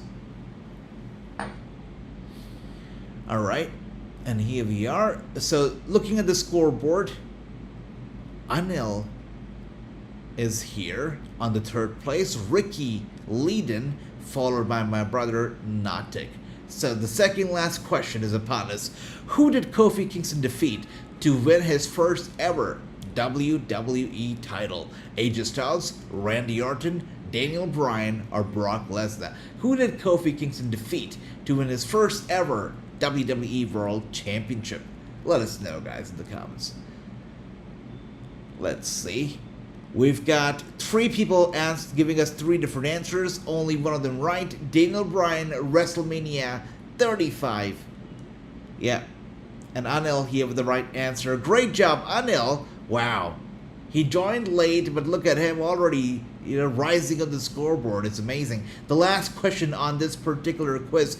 Tonight's WWE Raw features which of these following matches? Liv Morgan versus Bayley, Drew McIntyre versus Ilja Dragunov, none of the above, or Dominic versus Rey Mysterio? Which of these following matches being featured tonight on Raw? Is it none of the above? Or is it one of the above? Let's see. And you guys are all right. Dominic versus Rey Mysterio, father versus son, is indeed taking place tonight. Let's see how the match actually turns out to be. But these are the top 3 scorers of the night. Ricky actually leading right here with 69 points. I know that's a number that is making Ricky smile right now. I know Ricky very well. He's probably smiling. Natik right there, my brother, with 68. And Anil, he came in late, but look at that. Third place already with 55. Great job, Anil. Great job, Natik. Great job, my brother Ricky. Wow, you guys are amazing. I guess this gives us our trivia champion, right? Ricky. He might have lost the predictions championship, but he is definitely our trivia champion. We're going to be playing this trivia every single time we're live during the commercial breaks, guys. So no matter we're watching Raw or SmackDown, we're going to be having trivia for that particular show during its commercial breaks. But Ricky, the current reigning trivia champion. With that being said, my brother True in the house. Talk about the predictions champion, and he arrives. Say his name, and he is here. I believe in. Say his name, and he appears. I believe in Joe Hendry. Everybody, with me. That's right. Joe Hendry. London and Paris, Tokyo. I know. Canada and Mexico. I believe in Joe Hendry. I believe in Joe Hendry. This is, I'm gonna keep doing this until I start hating Joe Hendry. I'm pretty sure I'll get there soon because, you know, it's hard for me to listen to the same crap over and over again. Alright, my brother True, welcome. Hope you're doing well. And I'm back as quiz champion. That's right, Ricky is indeed the trivia champion now. That is correct. True, welcome. Hope you're doing well. We have really been enjoying this Watchalong tonight. It's been a show. It really has been a show. The Liv Morgan drama, it keeps intensifying. The Judgment Day, the cracks between the Judgment Day members, it keeps getting bigger. Uncle Howdy sending his VHS tapes. You gotta wonder who his cameraman is, right? And who is recording on the VHS. Why couldn't Uncle Howdy just use an iPhone, right? But anyways, another VHS tape is gonna be rolled later on tonight. hopefully soon. And yeah, it's been quite a night. Sure, the night just got better now that you're here. Hope you're doing well. Congratulations, Ricky, says Andy. I love that. By the way, we got Sean McLeod Jr. over here who has just hit the subscribe button. Sean, welcome. Hope you're doing well. Hope you have been enjoying this Raw tonight. It really has been. Oh my goodness, look at that, by the way. A tremendous DDT over here from Zoe Starks taking out Ivy Nile. Is Dakota Kai going to pick up the victory as she goes to cover Zoe, and Ivy with the save? That's sweet. Man, I thought Dakota actually won her ticket to the Money in the Bank. I really hope not, though. I really, really, really want Ivy Nile to do this, you know. I feel like this is her shot at glory. I really hope so. Let's see, Andrew says, still have a little to see from Uncle Howdy. Exactly, we still have a little to see from him. Wait a second. Remember, no disqualifications in this triple threat match. Damage control, of course, doing the dirty work, distracting Ivy Nile. And now we've got a knee strike to the back of the head of Ivy Nile here from Dakota Kai. Ivy trying to drag herself out, get to the ringside to safety. And now we've got some damage control, controlling damage control. That is sweet. The tag team champions. Zoe Stark with a kick to the face. Zoe Stark over here looking to take out Dakota Kai, and she does, goes for the cover. Zoe Stark qualifies for Money in the Bank. Okay. Here is your winner, Zoe Stark! Honestly, I would have probably been okay with Dakota Kai winning. Zoe Stark, really? Okay. Well, now the scene is set, guys. We know all the women who are actually going to be in the Money in the Bank briefcase ladder match. It's got to be Naomi, it's Tiffany, Chelsea Green, it's alright. You know what? It's good for the women, but I'm not really a fan of all of this right now. It's sweet. It's sweet. I really hope it's actually Valkyrie. Lyra, I feel like out of all of these women, if somebody deserves it the most, it is either Tiffany or it's Lyra. I think it should be either one of the two ladies, not Chelsea. Naomi, maybe. I would like to see Naomi, you know, as the champion as well. So maybe. But since she's held the world title before, since she's already had a taste of what it is to be the world champion, maybe Naomi, not Naomi. Actually, I would stick with either Tiffany or Lyra. These two deserve it. I feel like matches like the Money in the Bank match, for example, it should be all about giving people shortcuts who otherwise... Wait a second. Uh-oh. Do you honestly believe you brought Doom to life?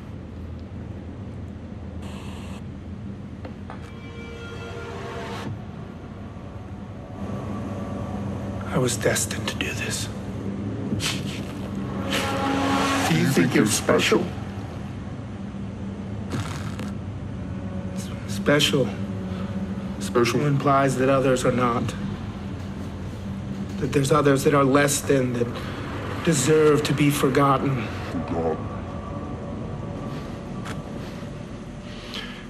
We're the ones that everybody wanted to forget about. We're the ones that everybody abandoned.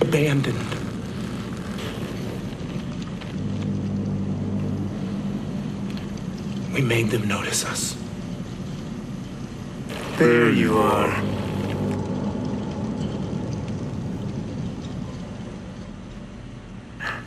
How do you believe you can make them to life?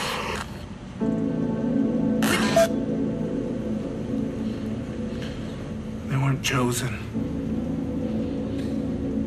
Just willing. Clay in the hands of the potter. Died to the flesh to become something beautiful. They've become a family.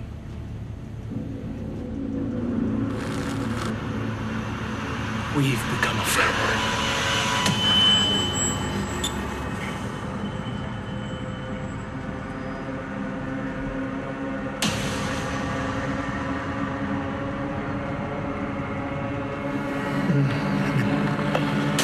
now there's false prophets parading and belittling their family for their own gain.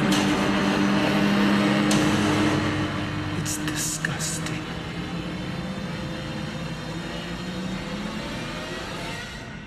They must pay for their sins. And you think this is your responsibility? I am the voice of the reckoning. I am the reckoning. I'm nobody.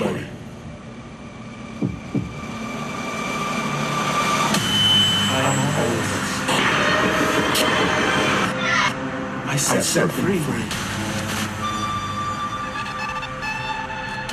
I freed them from the cave.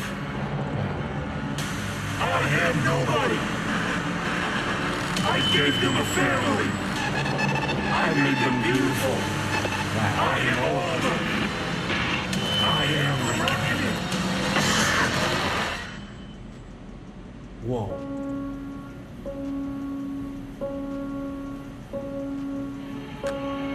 Whoa. I set them free.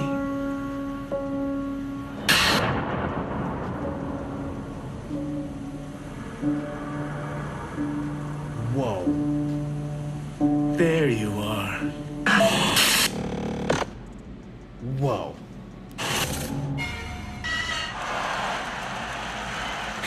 That was intense. That was intense. That was intense. Wow, that was definitely intense. I was taken aback when that happened. It was a very powerful, perhaps one of the most powerful video packages that I've ever seen. This company produced powerful, beautiful, and very well depicted. So, some very important messages that were delivered over there. Bo Dallas says, "I am the voice of the reckoning."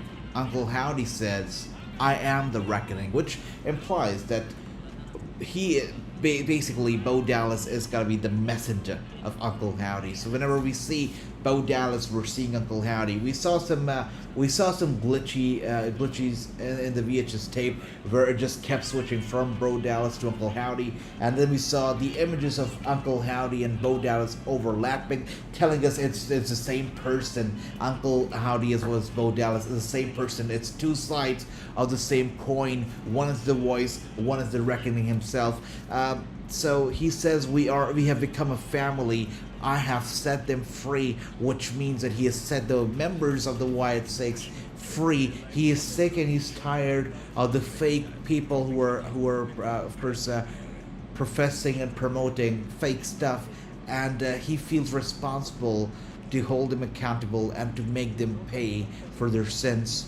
I guess we all know that there's a world of pain coming to anybody who crosses the path of Uncle Howdy and Bo Dallas. It's gonna be interesting. I know, Andrew. I mean, I think I was about to shed a tear towards the end of that video segment, because it was that intense. You're right. Mindfuck would be a right way to say it. I really felt it. It was intense. I probably want to go back and take a look at it again. It was the most intense thing I've ever seen in a very long time. Very intense indeed, David. Yep, that's right. Indeed, I was like speechless. All that I could say was, whoa. That was something. Yes, right. Yeah, Bo Dallas talking about Bray. True's still here, says Andrew. If True missed out on this, brother, he missed out big time. I was crying last week. I know that last week's was quite emotional, right? Especially because they also mentioned Bray Wyatt. And, it's always emotional when you talk about Bray, the man that he was, and what ultimately happened. It's always emotional, 100%. Intense, very intense. Anyways, guys, coming up next, speaking of intense, coming up next is going to be some intense family drama, as we're going to be getting a father versus son taking on each other in a one-on-one match. It's going to be Dominik Mysterio versus Rey Mysterio coming up next.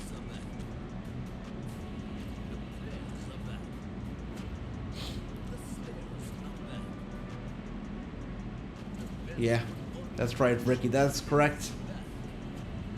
You know, regarding Alexa Bliss, by the way, a lot of people, of course, have been waiting for Alexa Bliss, including myself. I've been waiting on her. I was hoping that she would join the Wyatt Six. Obviously, she's not a part of it yet. But is she going to appear later on, or is she not? What do you guys feel about Alexa Bliss? Should she be a part of the Wyatt Six? Should she not? Well, here he is, the Otis. Hey, just wait a second. See that new Wyatt video?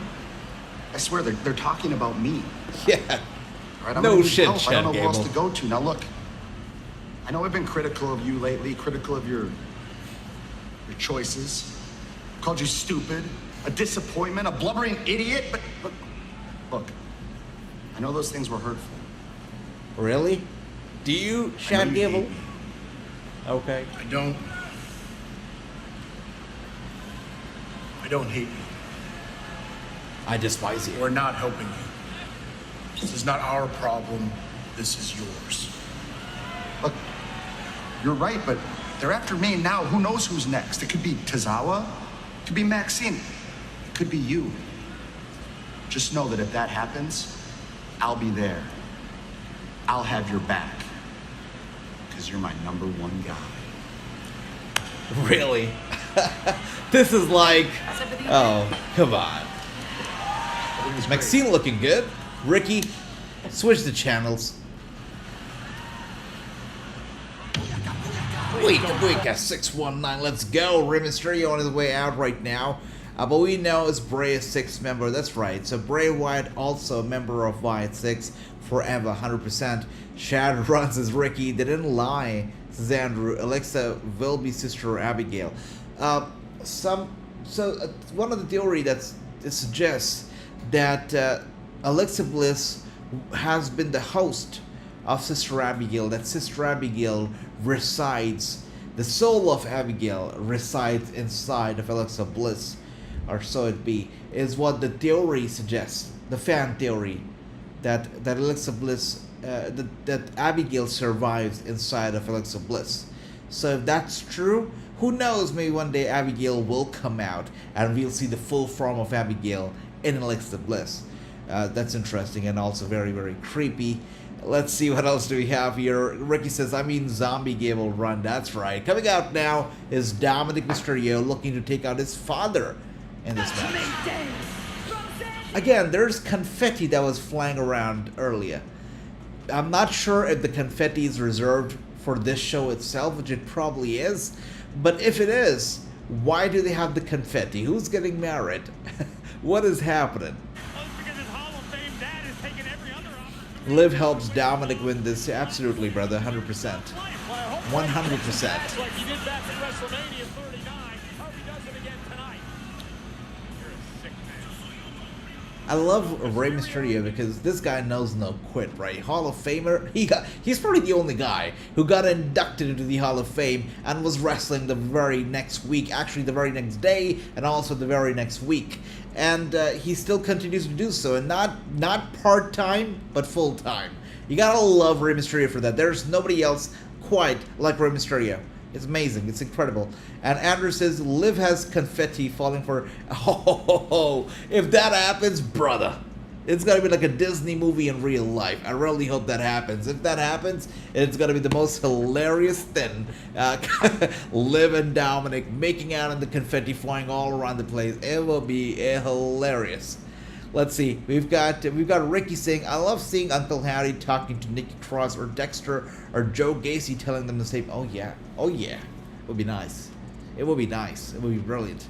And here we are now. Rey Mysterio. So another thing that kind of makes me wonder. So based on what we've been seeing so far, that Chad Gable has been targeted by Bo Dallas and Uncle Howdy, and how he said that he's sick of these people who, you know, fake people who are professing fake stuff, whatnot. So since they're going against heels, is that always going to be a thing that the Uncle Howdy family, they're only going to target heels, not baby faces? because that's what they seem to be doing so far, at least with Chad Gable. With that being said, guys, we are back on a commercial break. So yet another commercial over here. We are already done with our quiz. We already have our trivia champion, that is Ricky. Let's see, what else do we have here. Ricky says, I think Uncle Howdy will go after Jay, but who knows? No, they have a list of people, says Andrew. Interesting. Let's see. Do you guys remember the list of Jericho? It was the funniest, stupidest thing ever. The list of Jericho. I almost bought the list from WWEshop.com. I'm glad I did not, though. Stupid. But the list of Jericho was actually very funny. Him just taking out that notepad and the pen. It used to be hilarious. The list of Jericho.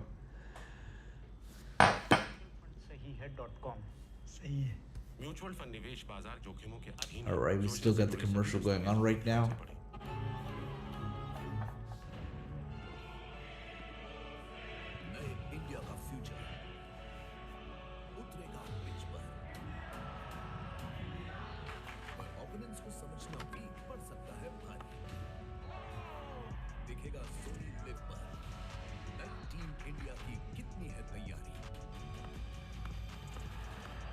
India tour of Zimbabwe 6 जुलाई से और India tour of Sri Lanka 27 जुलाई से live Soni live पर।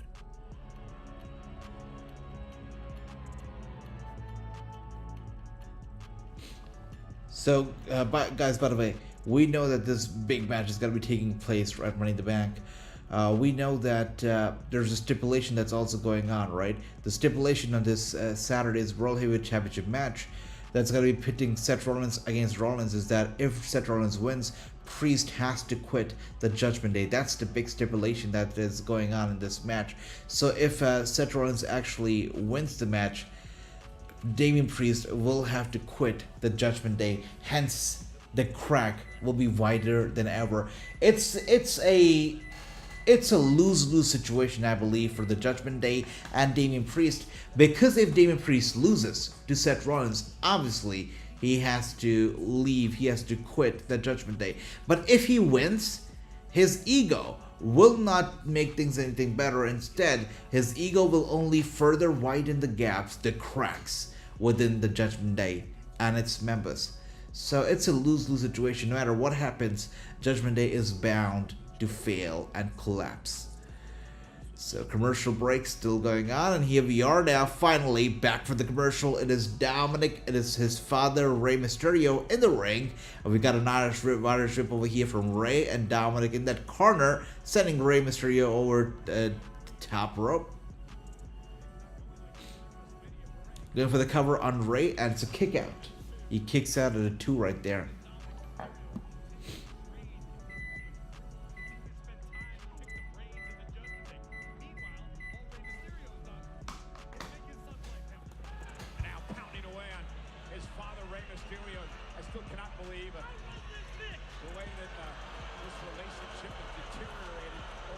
Oh, really, Andrew? I'll have to look it up. Interesting. Thanks for mentioning that. I totally forgot about such a list. Thank you.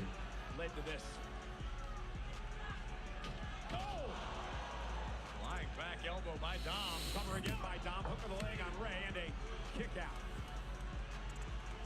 So we're going to be having a 4-way contract signing tomorrow night on NXT. And a lot of people argue that why do we have contract signings in wrestling? It means nothing. Why contract signings, right? We get that question a lot of times. And I was looking at a post that AEW made like last week or 2 weeks ago, where they were doing a weigh-in for their upcoming match at Forbidden Door. And I was thinking to myself, why do they have weigh-ins in wrestling? Because it's not like the match is gonna get canceled if a particular wrestler exceeds a certain amount of weight. The match's not gonna get canceled. So weigh-in in wrestling really makes no sense. Contract signings still do though. Weigh-ins, I don't think so. But here we are. Rey Mysterio, of course, the Hall of Famer dad, is down, and Dominic humiliating him, kicking him, placing his foot on him. Yeah, Dominic's shown no respect here towards Rey Mysterio, his own dad. Look at that. Grabbing him from his head, getting him up back to his feet over here. Rey Mysterio in trouble. Irish whip to the corner. And there you are. The father is always better than the son. Elbow strike over here to Dominik Mysterio. And now sending him face first into the middle turnbuckle. Dominik's head bouncing off the turnbuckle. Rey Mysterio right behind him. Smashes his head into the turnbuckle over and over again. 4 times, 5, 6, 7, 8, 9, 10. 10 times in total. Rey Mysterio smashing the head of Dominik into the turnbuckle over and over, and now climbing the top turnbuckle bad, goes flying down, and Dominik in a world of trouble over here as the Hall of Famer dad looks to conquer him. There you are one more time. Rey slow to his feet after that. I think Rey came down a little hard on his knee, perhaps. Now watch this again, Rey Mysterio.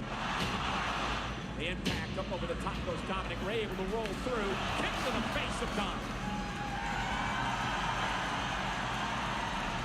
Look at that. And look who's here. Exactly who we had been waiting for. Liv Morgan is over here to save her dirty Dominic from his own father. Dom rolls through, looking for. Oh dear, that's gotta hurt. Dominic with the submission hold on his own father. Executed by Dirty Dom. Applying the pressure on his knee, on his neck, on his spine. Is Rey Mysterio gonna tap out? As Liv Morgan laughs as she looks on close. Of course, Rey Mysterio grabbing the rope, causing the rope break. Dominic has to let go. Dominic obviously distracted by Liv Morgan, who stands right there ringside. And now he has his father where he wants him. Suplex to Rey Mysterio. And vintage Eddie Guerrero over here from Dominic. There you are, another suplex over here. And he's going for a chain of him right here on Rey Mysterio. He's going to go for the third one. And there you have it. Oh my goodness, wait a second. Rey Mysterio was able to get away. And now he's setting up Dominic for the 619. Not the right place to do it because Liv Morgan stands right there. There you are, grabbing Dominic and pulling him out to the ringside to safety. She's gonna kiss, right? They're gonna kiss, are they not? No, not yet. Not yet. Oh my goodness! On top of Liv! Thanks to his own father. Oh wow. Things just got heated up right now. What is happening? What is happening right now? Woo! Did you see that? What was Liv Morgan trying to do over there? What? That was so embarrassing. Okay, super kick to Rey. He gets him down, goes for the cover. Wow. Rey kicks out. What? Liv Morgan woke up every single man around the world after that. And Zelina Vega now looking to take out Liv Morgan as well. Bron Breakker should win the Intercontinental belt Saturday night. My brother Andy, welcome back. Did you see exactly what happened right now? That was something. A little bump and grind. Well, she wasn't ready to let go of Dominic. She forgot about the match happening for a second. And now Dominic about to hit his father with his own 619. He's looking to climb the top turnbuckle.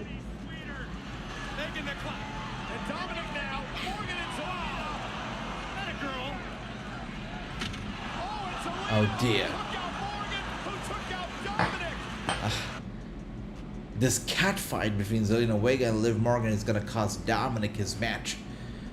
And a 619 over here from Rey Mysterio as Dominic was dangling and hanging from the top turnbuckle. And he goes down, hits the mat. Rey Mysterio goes for the cover. It's a 1, it's a 2.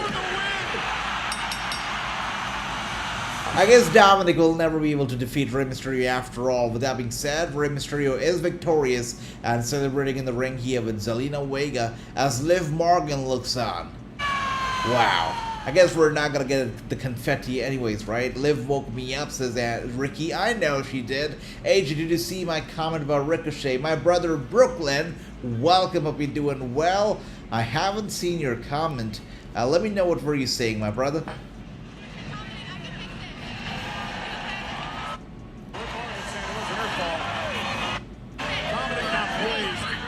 So Liv Morgan just experienced pure joy, and now she is experiencing heartbreak as Dominic, a very pissed and upset Dominic, is headed to the back. You know, after all, it was Liv and Zelina Vega who actually cost him that match. Because of their cat fight, he couldn't defeat his father. But that's okay. No shame in losing to your own father, is there? I got to fulfill. Alright, Ricky with the tomatoes, that's right. The real winner is Dominic. It was surprising the way that Liv Morgan just grabbed him, wouldn't let him go. It was shocking, to say the least. But yeah, you're right about that, brother. Dominic is the real winner. He's winning. He's winning at life. And to be honest, if I was Dominic, I feel that this has been an upgrade. No offense to Mommy, but I definitely see this as an upgrade. We've got Brooklyn says, he says, I said Ricochet is set to debut on TNA this week. So, maybe is what I can say. Because, yeah, I'll just say maybe. I don't know. I feel like TNA and Ricochet, slim chance, you know. That's what I think. But let me know, why do you feel that Ricochet's got to go to TNA, brother? For me, I feel like it's a no-brainer that he's going to join AEW. TNA, to me, doesn't make a lot of sense. WWE, though, AEW, though, I think it makes total sense. Tony Khan would be willing to pay Ricochet big money, really, to bring in Prince Puma to the roster. You know, definitely Tony Khan would be more than happy to have him on board. 100%. With that being said, we are all gearing up for the main event of the night. It's going to be a triple threat match versus Drew McIntyre versus Sheamus versus Ilya Dragunov. It's going to be a Money in the Bank qualifier match. But before that, we've got Sami Zayn, one of the worst Intercontinental Champions of all time, coming out over here. Really, the Intercontinental Championship went from being in one of the most prestigious titles in the WWE, you know, went from the most prestigious title holder in the WWE to an absolute joke. Come on. Sami Zayn has done nothing to hold this title. It's embarrassing. It really is. You're right. Mustafa versus Ricochet is something everybody wants to see, but again, you know, let's see. Time will tell. Right now, I don't see it happening a lot, you know. I just don't see it happening.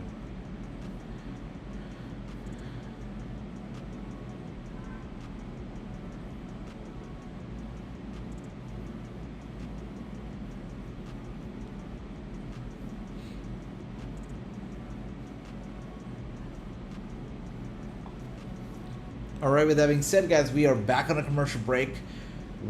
Dominic is married, man. So is Rhea Ripley, right? But poor Dominic has no idea that she recently got married. Gotta feel bad for him.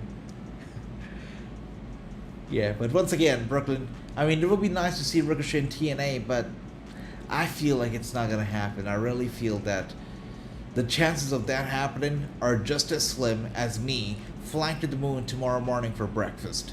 It's not happening. I don't think so. Alright, anyways, guys, I'll be back in a couple minutes. I'm just gonna go get myself some water, and I'll be right back. Stay tuned, guys. BRB.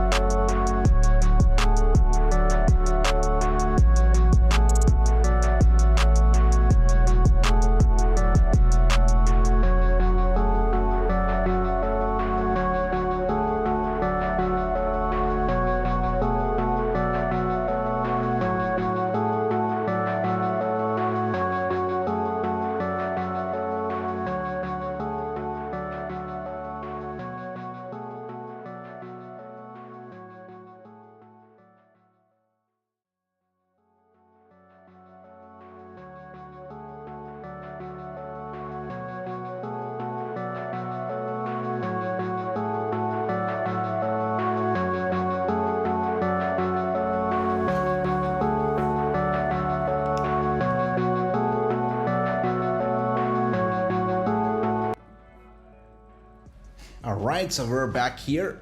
It seems that everybody seems to think that Braun Breaker is going to run right through me. You know, he should. Braun Breaker will be a better champion than Sami Zayn ever be. That's for certain. That's for sure. The guy's an athletic freak. He's strong as hell. He's fast as hell. More charismatic too. Breaking guys in half every week on Monday Night Raw, week in, week out. So I'm gonna just say this once, as plainly as I Mark my words, guys. A couple months later, he'll be back doing the same best friend storyline with Kevin Owens. Both Kevin Owens and Sami Zayn literally have nothing to do. Sami Zayn gets a little bit more luckier with the championships because he has got the Intercontinental Champion that he keeps coming back to. But Kevin Owens, no. Yeah, they'll keep recycling the whole best friends thing over and over again.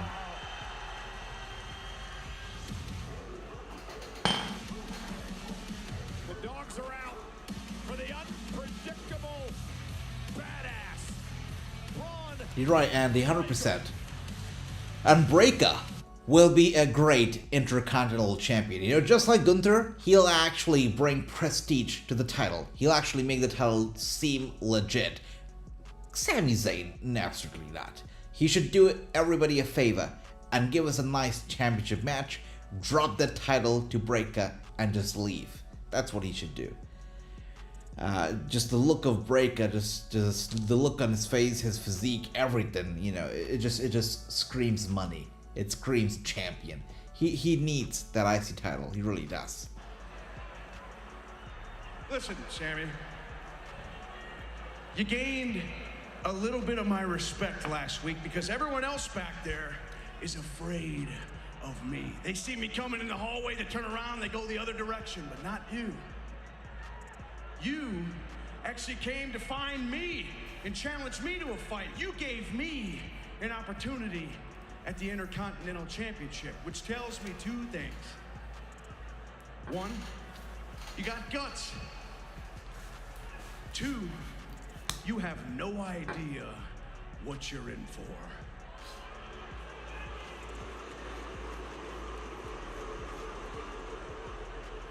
On Saturday, at Money in the Bank, all that respect, all that stuff, it's out the window because in this ring, I'm going to beat you down. I am going to break you and decimate you in this ring and become the new Intercontinental Champion.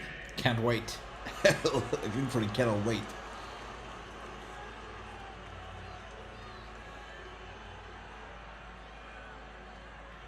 Do you know how many guys have said that they're gonna beat me down, that they're gonna break me in half? Yeah, huh? Every single one of those guys have done that. Sami Zayn has been beaten, battered by literally everybody. Beaten down? How many times I have been broken in half? Yeah. It's happened 1,000 times. That's right. That's exactly what I was saying. I have put myself back together. All right, Sami. And that is the difference between me and all these guys that you run through every week, is that I get back up every single time. And if you little big nephew pump. That's funny. Yeah. So you want this? You want this? I want you to want it, bro. I want you to drop it, Sami, and just disappear. I want you to try your very best. But here's the thing. You know what? Braun Breaker wouldn't even have to try his best. He'll just try, and he'll be champion. It tells me that maybe you haven't done your homework. And maybe you are not as smart as you think you are. And maybe, just maybe, you're not as good as you think you are. All right, Sami. I will see you at Money in the Bank. Okay, Sami. All right. Cool. I hope this is the last time that Sami Zayn is holding the title. Guys, you'll think I'm a hater. I'm not a hater. I'm just saying what the truth is, right? The Intercontinental Champion was relevant. It was talked about. It was being defended. It was on TV week after week after week after week after week when Gunther was champion. Sami Zayn becomes champion. And I forgot that the title actually exists, right?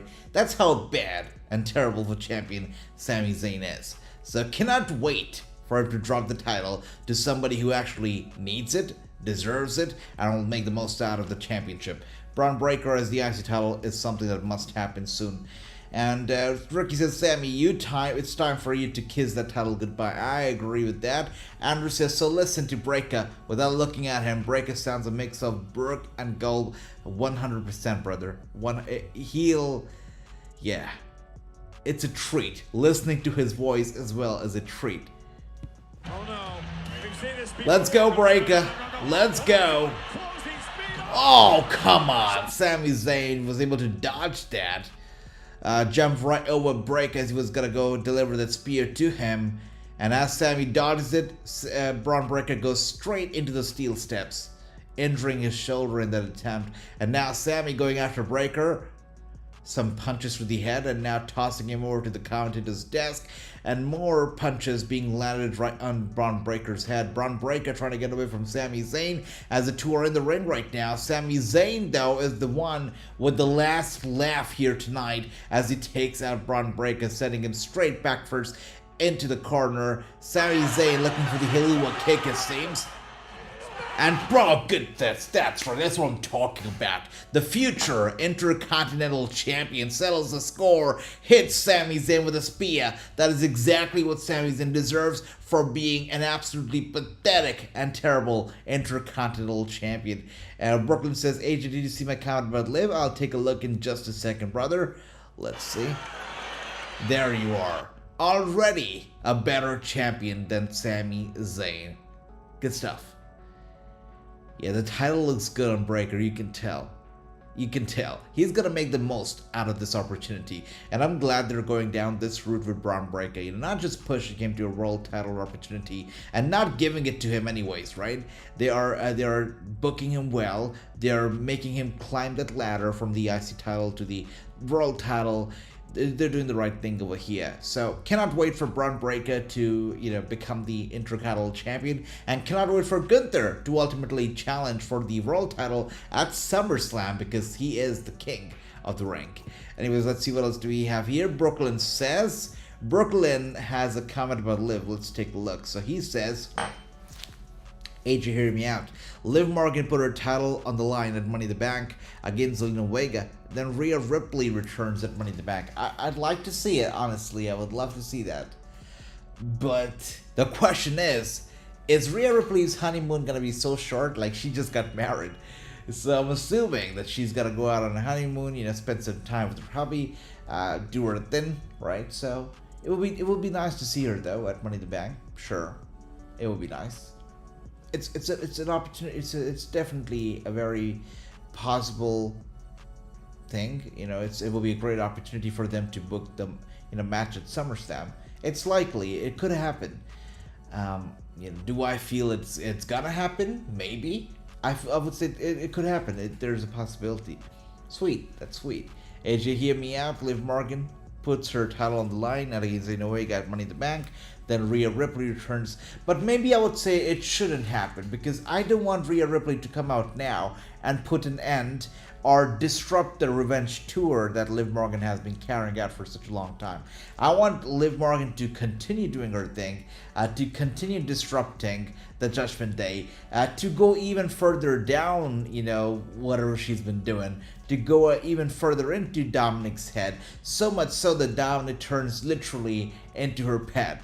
And, you know, she's able to do whatever the heck that she wants and manipulate Dominic into doing whatever the hell that she wants. And then Rhea Ripley should come back when the Judgment Day and Dominic have been destroyed beyond any repairs. That's what I want to see happening. So hopefully that does happen. We've got Andrew saying the Liv Dominic story needs to develop longer. That's what I feel as well. I mean, Rhea Ripley coming back, it's gonna happen.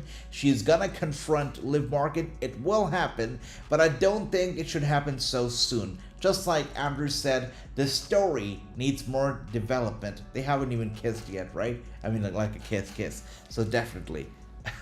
It needs more development. I agree with that. AJ, are you okay playing Joe Hendry with you? Well, say his name and he shall appear, Ricky. Just say the name and he will appear. Say it.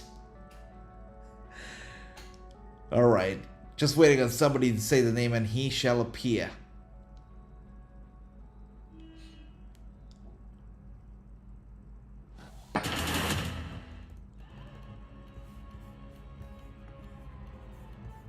Let's see. What else do we have going on over here?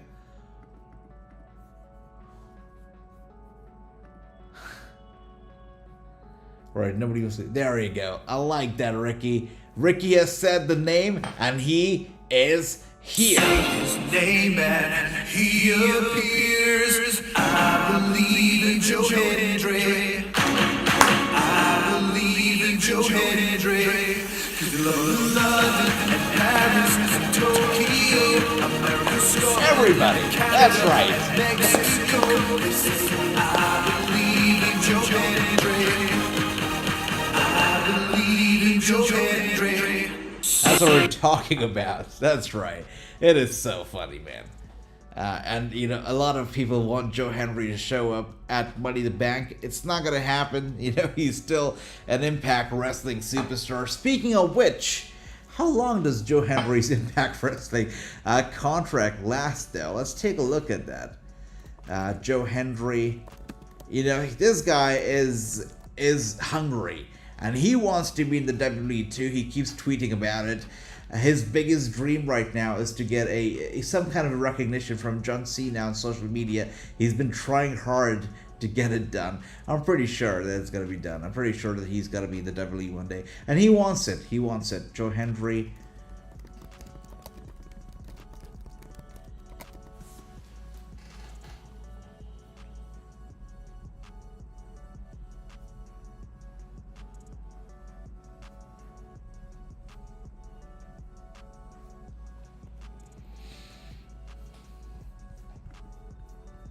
And when it's all you together, but you can't climb that ladder for you. No. And guess what?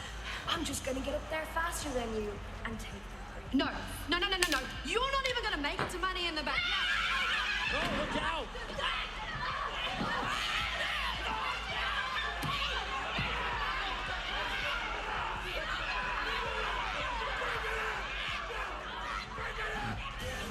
Well, Damage Control said they were going to take control of things, but everybody else is getting to them. You know what I've got to say? Lyra should win the contract, because in my books, and this could be an old school thinking, but I feel that matches like the Money in the Bank or even the Royal Rumble should be providing a shortcut to the people, to the stars who wouldn't be able to get to the world titles otherwise. You know, stars like Lyra, who is still quite new in the roster, right? Who still not even a lot of people are very familiar with. Stars like her need the Money in the Bank briefcase to get that shortcut to the World Championship, and I feel like they should use that opportunity to build her up as the next big thing. You know, like stars like Dakota Kai, who have been around for such a freaking long time, they're gonna get the world title opportunities anyways, right? So I feel like Lyra and other people, Ivy Nile, who are still new, who are far from ever getting a world title opportunity, at least in a few years, this could be a great shortcut for them, and that's why I really advocate for newer stars to win these matches, because they're hungry and they need it more than anybody else. Alright, we're taking a look at the Bloodline and whatever went down last week on Friday Night SmackDown. That's right, Andrew, that's right. Yeah. A very slimmed down version of my boy Jacob, that is.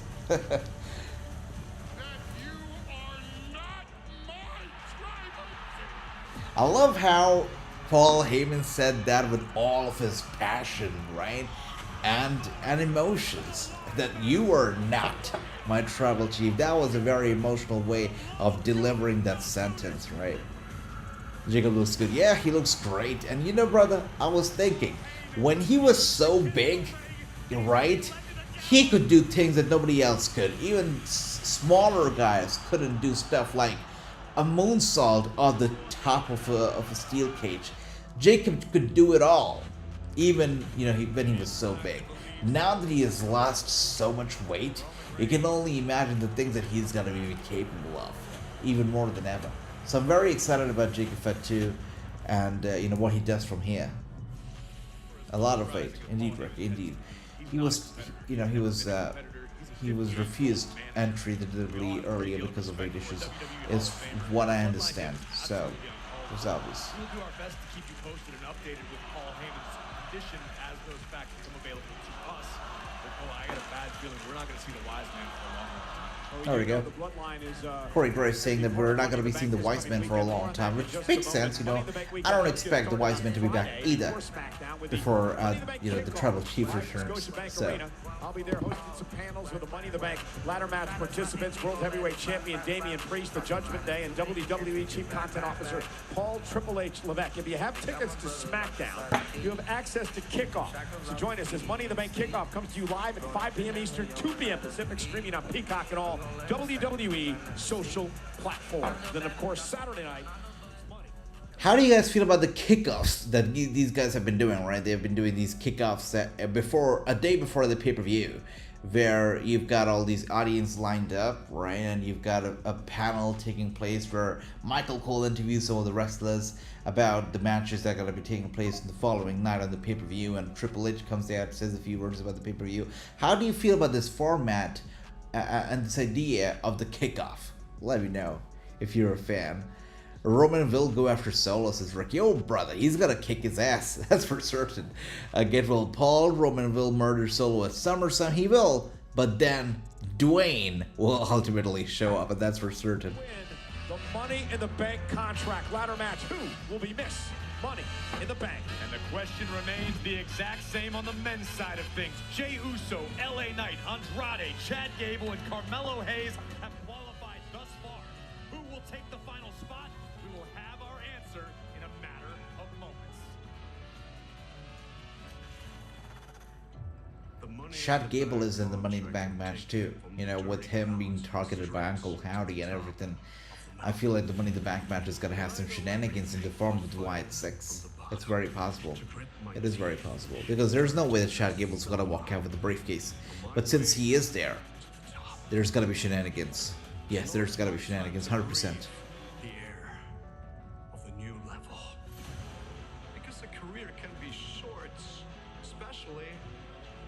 When animals like Bron Breaker are trying to end you.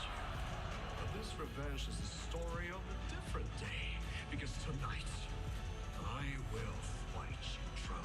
By the way, today we have been followed and joined by numerous people. Some of the most recent ones, we've got Sean McLeod Jr., we've got John N. Ivankick, and we've got David Striss, who have joined us right here on YouTube tonight.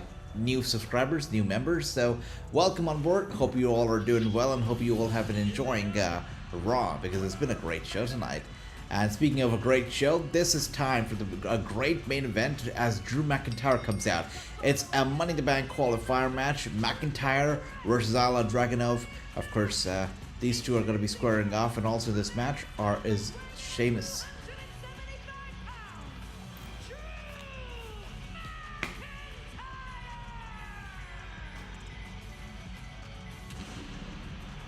And here he is, Sheamus. I'm sorry, McIntyre making his way out, looking good, looking confident. It's time for another commercial break though before we get to the actual match. Another commercial break upon us. We are 26 minutes away from the show going off the air, so this should be a quick commercial break, hopefully.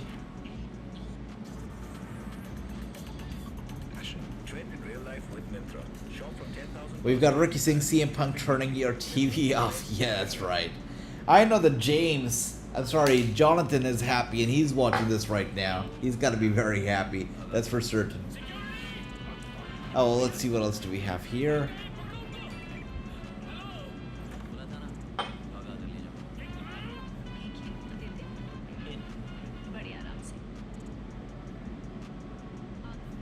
Let's see what people are saying here on Twitter when it comes to tonight's show.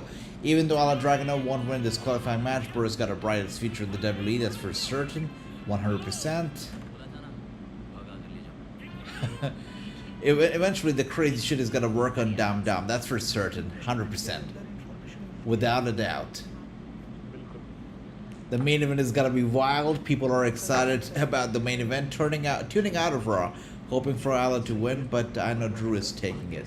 It makes sense. Drew is not only gonna win this match, I feel that Drew is gonna win the Money in the Bank contract too.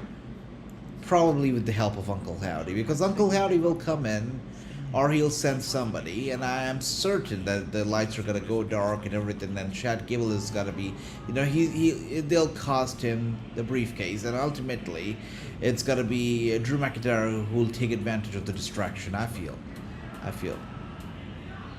A lot of people want Alan Dragunov to win this match, but it's not gonna happen. That's not happening.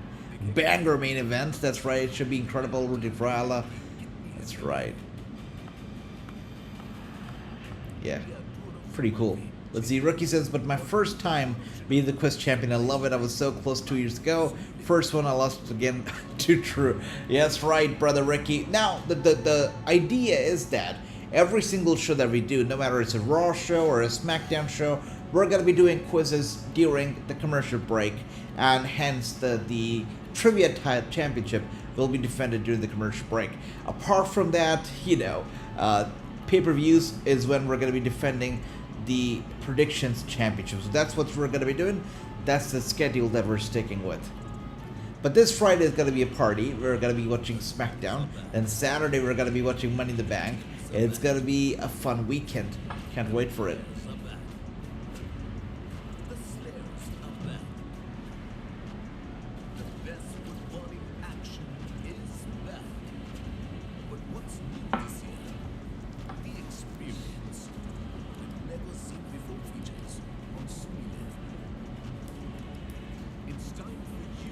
It's a long break, right? It's a long advertisement. Pretty long.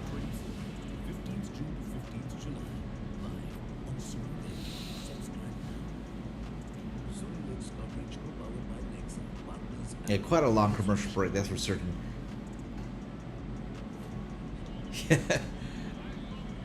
Andy, you're fantastic. I like that.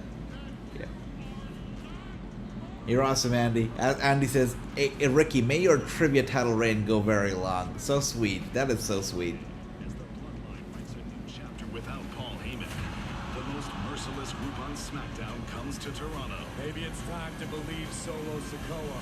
Roman Reigns isn't coming back. Plus, A-Town Down Under defends the WWE Tag Team Right back, Championship guys. against DIY. Friday Night SmackDown from Toronto. Friday, 8/7 Central, only on Fox. Meanwhile, next week, Monday Night Raw heads to Ottawa. In Canada, one of these two men could be Mr. Money in the Bank, and they'll square off one-on-one next week. Jey Uso, Chad Gable, live on Raw. And after the chaos we witnessed ensuing backstage just moments ago, it has been Just had to made stretch my official arms. for General Manager Got tired sitting there like for 3 hours like that. Just had to stretch myself a little bit. We're here, we're back. in 6-woman tag team action. Ladies and gentlemen, Money in the Bank. We're back for the commercial break, and Drew McIntyre's music still being played. He's still been, wow. He had been standing there with his music playing for a long time.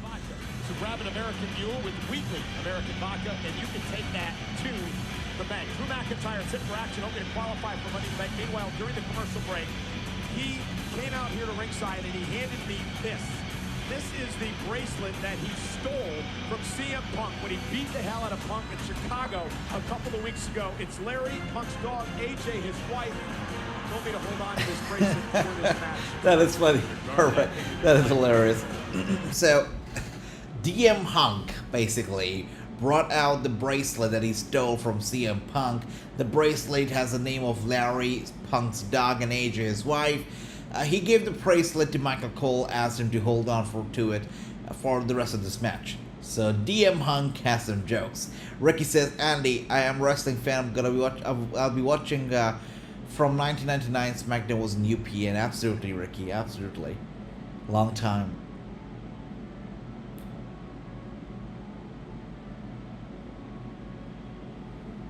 There he is. Dragunov looking good. Not gonna win, but he's looking good.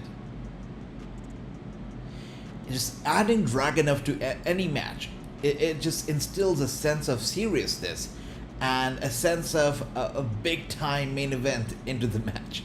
Yeah, Dragunov is new on the main roster, but he's not to be taken lightly. Not at all. Yeah, me too, Ricky. Great music. It's fight night! Sorry, Pat. And their opponents from Dublin, Ireland, weighing in at 267 pounds, Hey, Corey, will one of these men be Mr. Money in the Bank when we head to Ottawa next week for Monday Night Raw? Sheamus, back in 2015, won the Money in the Bank contract. He held on to it for 161 days. He would later cash in at Survivor Series against Roman Reigns.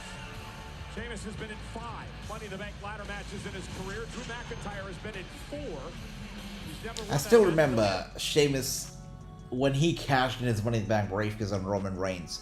Triple H came out to shake Roman Reigns' hand. Of course, didn't really happen. Triple H didn't like what went down, and that's why he asked Sheamus to come out and cash in the briefcase, and he did.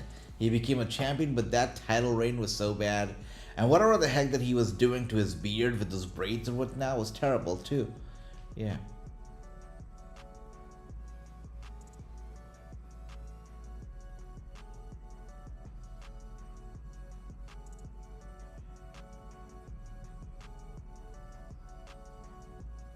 Look at that. Hey, and it is. Wow, and Ricky has said the name. Wait a second, guys. Ricky has just said the name, and you know what happens when you say the name? When you say the name, I can't help it. I believe in Joe Hendry. I can't help it.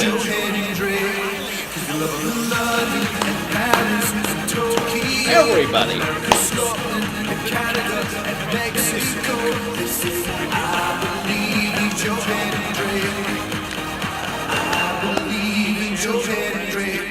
Be very careful if you say the name, because you say the name and he will appear. So be very careful and mindful before you say it. Alright, by the way, L.I. Dragunov right there with a series of chops over there to Sheamus over and over again, and a boot to the face right there. Sheamus fears the sun. You know it, brother. You know it. I believe in age of my brother on it. Much love. Much love. Thank you. And here we are now, Dragunov over to the ropes and rebounds, and Sheamus grabs him in a back breaker to L.I. Dragunov. Dragunov goes down one more time, a back breaker to Drew McIntyre, to DM Hunk. Sheamus standing tall, and seems like he has been cutting, you know, he might hate the sun, but, you know, he doesn't hate the burgers, we know that.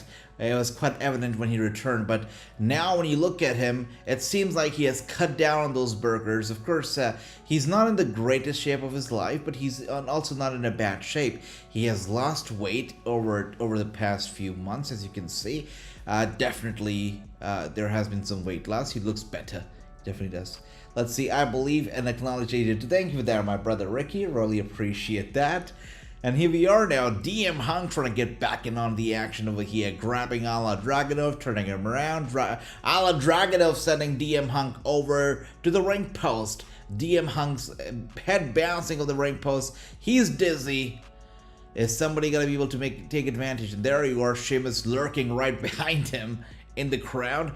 DM Hunk doesn't realize what's coming. Sheamus grabs him from behind. There are no ropes, so he's not going to be able to hold DM Hunk's hands or his arms. Only if an audience member or two were to come out and help him, but that's okay. Sheamus landing those big punches straight to the chest of DM Hunk. Burger after burger. This is like one of the, you know, DM Hunk can talk a lot of nonsense, but this is one of the best things that he's ever said. Burger after burger after burger after burger. It's so funny. I can't believe Sheamus came to Raw in a Cybertruck. You know, he's a rich guy. He's made a lot of money over the years, so yeah. So that's that. And he says, that's nice, Ricky. You should look up stuff from the years before you become a fan. Absolutely. There's so much of, you know, our wrestling history is so rich. There's so much to know. Absolutely. Would like to see Ella win, but probably Drew. Absolutely, 100%. I agree with that. I think everybody would love to see Dragunov win. Just like I said earlier, Money in the Bank should be a match which should give a platform to the up-and-coming stars. you know, stars who otherwise wouldn't get to the top of the ladder and fight for world titles otherwise. Money in the Bank briefcase should give them a shortcut that they would never get otherwise. And guys like Ilja Dragunov, they benefit the most from these matches. But I feel like it's not going to happen. I don't think that he's going to win. And especially tonight, it seems like Drew McIntyre is going to be the one who will pick up the victory. Yeah. Ricky says, now I want to buy a Cybertruck. I see. Ricky, if there was a way could help you, I would. Ricky, Andy, you're amazing. A treasure trove of wrestling knowledge right there, Andy. And you guys, all of you guys actually. Learned so much from all of you. समझा? Commercial break still going on. कौन सी website? mutualfundsahihai.com. सही है. Mutual fund निवेश बाजार नियमों के अधीन है. योजना से जुड़े सभी दस्तावेजों को ध्यान से पढ़ें. And take a look back at Twitter and see what the people are saying.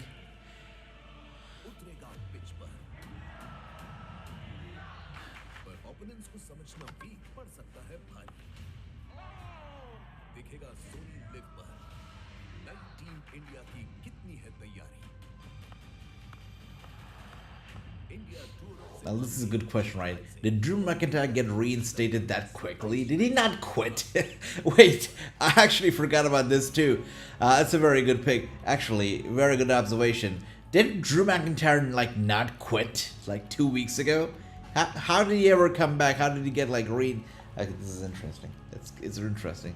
Ilja has so much talent and is good on the microphone, but probably will not get deserved push due to his size. That's the issue. And that's what I also think about Ludwig Kaiser. He's so talented, so charismatic. He's winning at life. He's got the Imperium, he's got Gunther, he's got Tiffany Stratton, so he's winning at life. But is he gonna get pushed because of his size? Yeah, that's the question.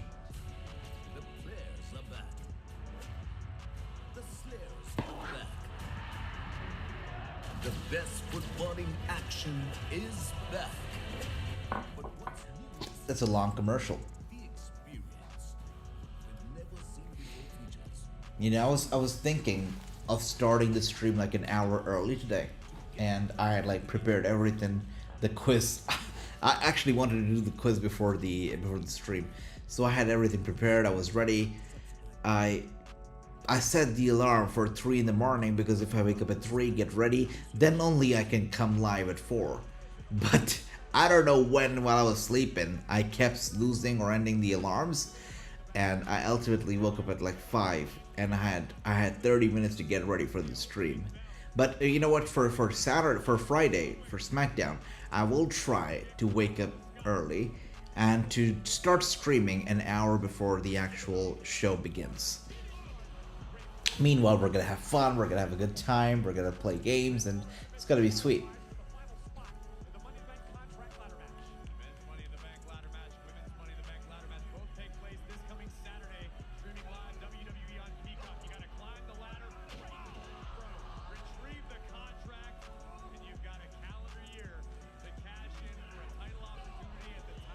Wow.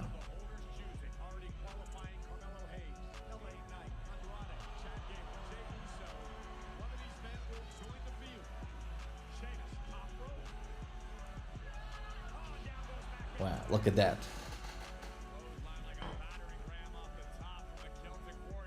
Thank you, my brother Andy. Thank you. It's always a pleasure, you know, sitting here watching the shows with all of you. You guys are great. Thank you. Thanks, Ricky. NXT is definitely, you know, getting hot these days, especially with the collaboration that's going on with TNA.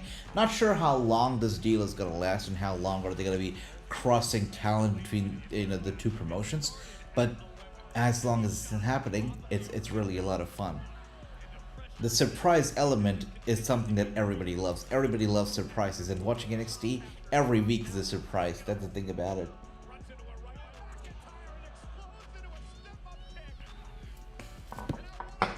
And Ilja Dragunov with a kick to the side of the head of Sheamus. Sheamus down to a knee right now. Ilja Dragunov one more time, running over to Sheamus.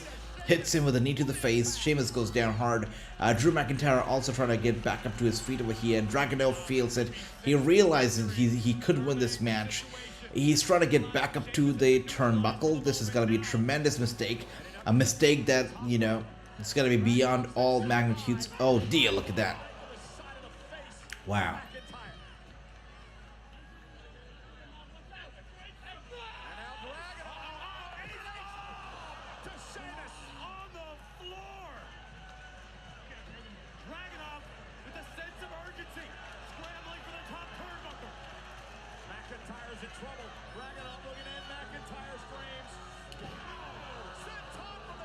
Crazy. Look at that, Dragunov. Look, he's trying hard, he's working hard, it's sweet to see. We all want to see him win, but it's not happening. We know that, right? Shotgun Dragunov goes for the cover on DM Hunk, and DM Hunk with the kick out. We got Parker over here, Mr. Parker Curie. Good to see you. Welcome. Hope you're doing well, and hope you have been enjoying Monday Night Raw. It's been an absolute banger of a show, and we're witnessing right now what is a banger of a main event. And let's see, is Jerry going to be live for Money in the Bank and NXT Heatwave? Yes, Ricky. We're live for all the pay-per-views, which includes NXT pay-per-views too. We're going to be live for Heatwave as well as Money in the Bank. Both the shows. And now Dragunov driven into the barricade by Sheamus. Can Sheamus climb back into this? Or McIntyre? Or Dragunov? Ooh! Going to Money in the Bank!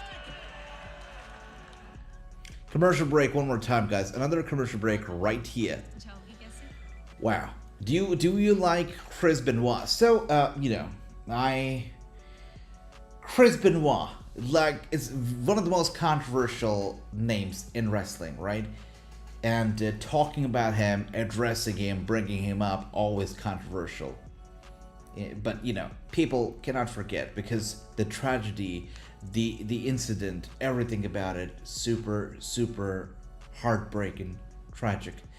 With that being said, I wasn't a fan of wrestling per se back when, all these incidents happened. I hear a lot of times people say that they appreciated him as a talent, but what he did was terrible. And I feel the most important thing is the person behind the character than the character themselves, because the person behind the character is what makes the character, and I'm talking about the wrestling character right now. So, keeping aside all the accomplishments in the ring, all the, possible athleticism or the technical skills that he possessed, the incidents were terrible and unforgivable. So he's going to be forever remembered for that, is what I feel. Let's see. Do I like Rusev? I love Rusev. I feel terrible for, Miro and Lana's or CJ Perry splitting up. I hope Rusev's okay. I heard from Andy that Rusev has gone to his own home country now. I hope he's okay. I separate his wrestling from what he did, says true. Yeah, I understand that, brother. There are a lot of people who do say that, in wrestling, he was great. What happened? And also, I feel like we know too less, right? Because there are always so many layers to everything that took place. But the entire situation is so tragic and heartbreaking. And, what they say sometimes, time heals all wounds. But I feel in the case of this particular guy, even time hasn't been able to heal it completely. Yes, it has, to a certain extent, where a lot of people have moved on, but for a lot of people who appreciated and loved the talent that this guy was, for them, they still have not been able to forget him. That's true. And just like Heyman said, as a performer, among the best, but as a person, terrible. There's no question about that. As a person, what he did, unforgivable. Anyways, let's see what else do we have here. You're right, true, 100%. That's why the use of steroids these days is becoming less and less prevalent. You still see some people take it. It's visible when they take it. I'm not gonna say Brian Cage, but it's visible when people take it, right? But the best part about it is that now there's awareness and people are aware and they're knowledgeable, and they have the choice of making the wise choices, right? They have the option. So that's that. Let's see. We've got Andy over here saying Benoit always had one gear, going very fast and hard. That's why all of his punches he brought to his body led to what he'd done. Yeah, absolutely, brother. Oh my goodness, there it goes, superplex right there on the top turnbuckles. Sheamus goes down hard. All three men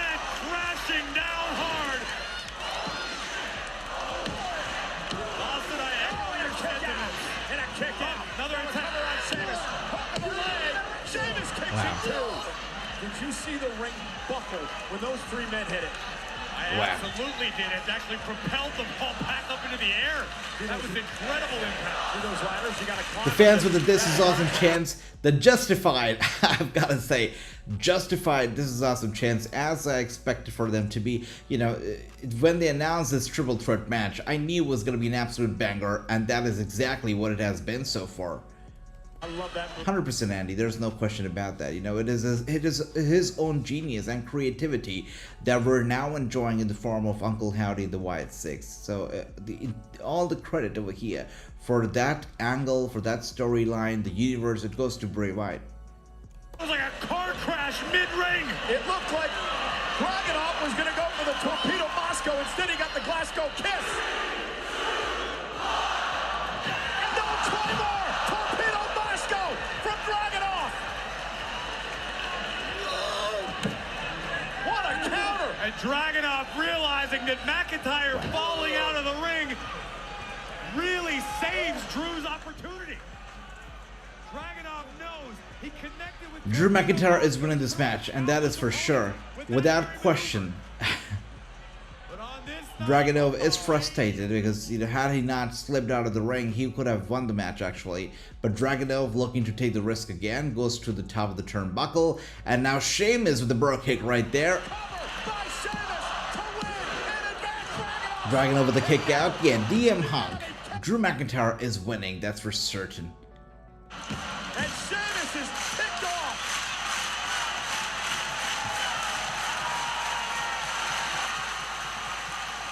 And now Sheamus looking for the death blow.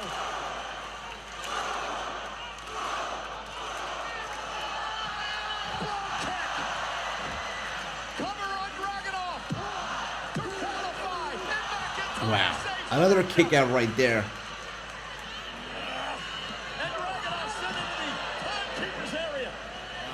Goodness, we knew the brutality would be next level in this match, and it has delivered. Insane. Here we go again. Sheamus and McIntyre, long-time friends. We're down to these two one more time. What was the name of their faction? United Nations? I don't know, United Kingdom? Something crazy like that. But here we are one more time. It is Sheamus and McIntyre going at it right now. There again, burger after burger after burger after burger. Absolutely, brother. Every day, throughout the day. And here we are now. Sheamus trying to throw McIntyre. Oh my goodness. He gets him on the apron once again, going right after his chest, just like he did previously ringside.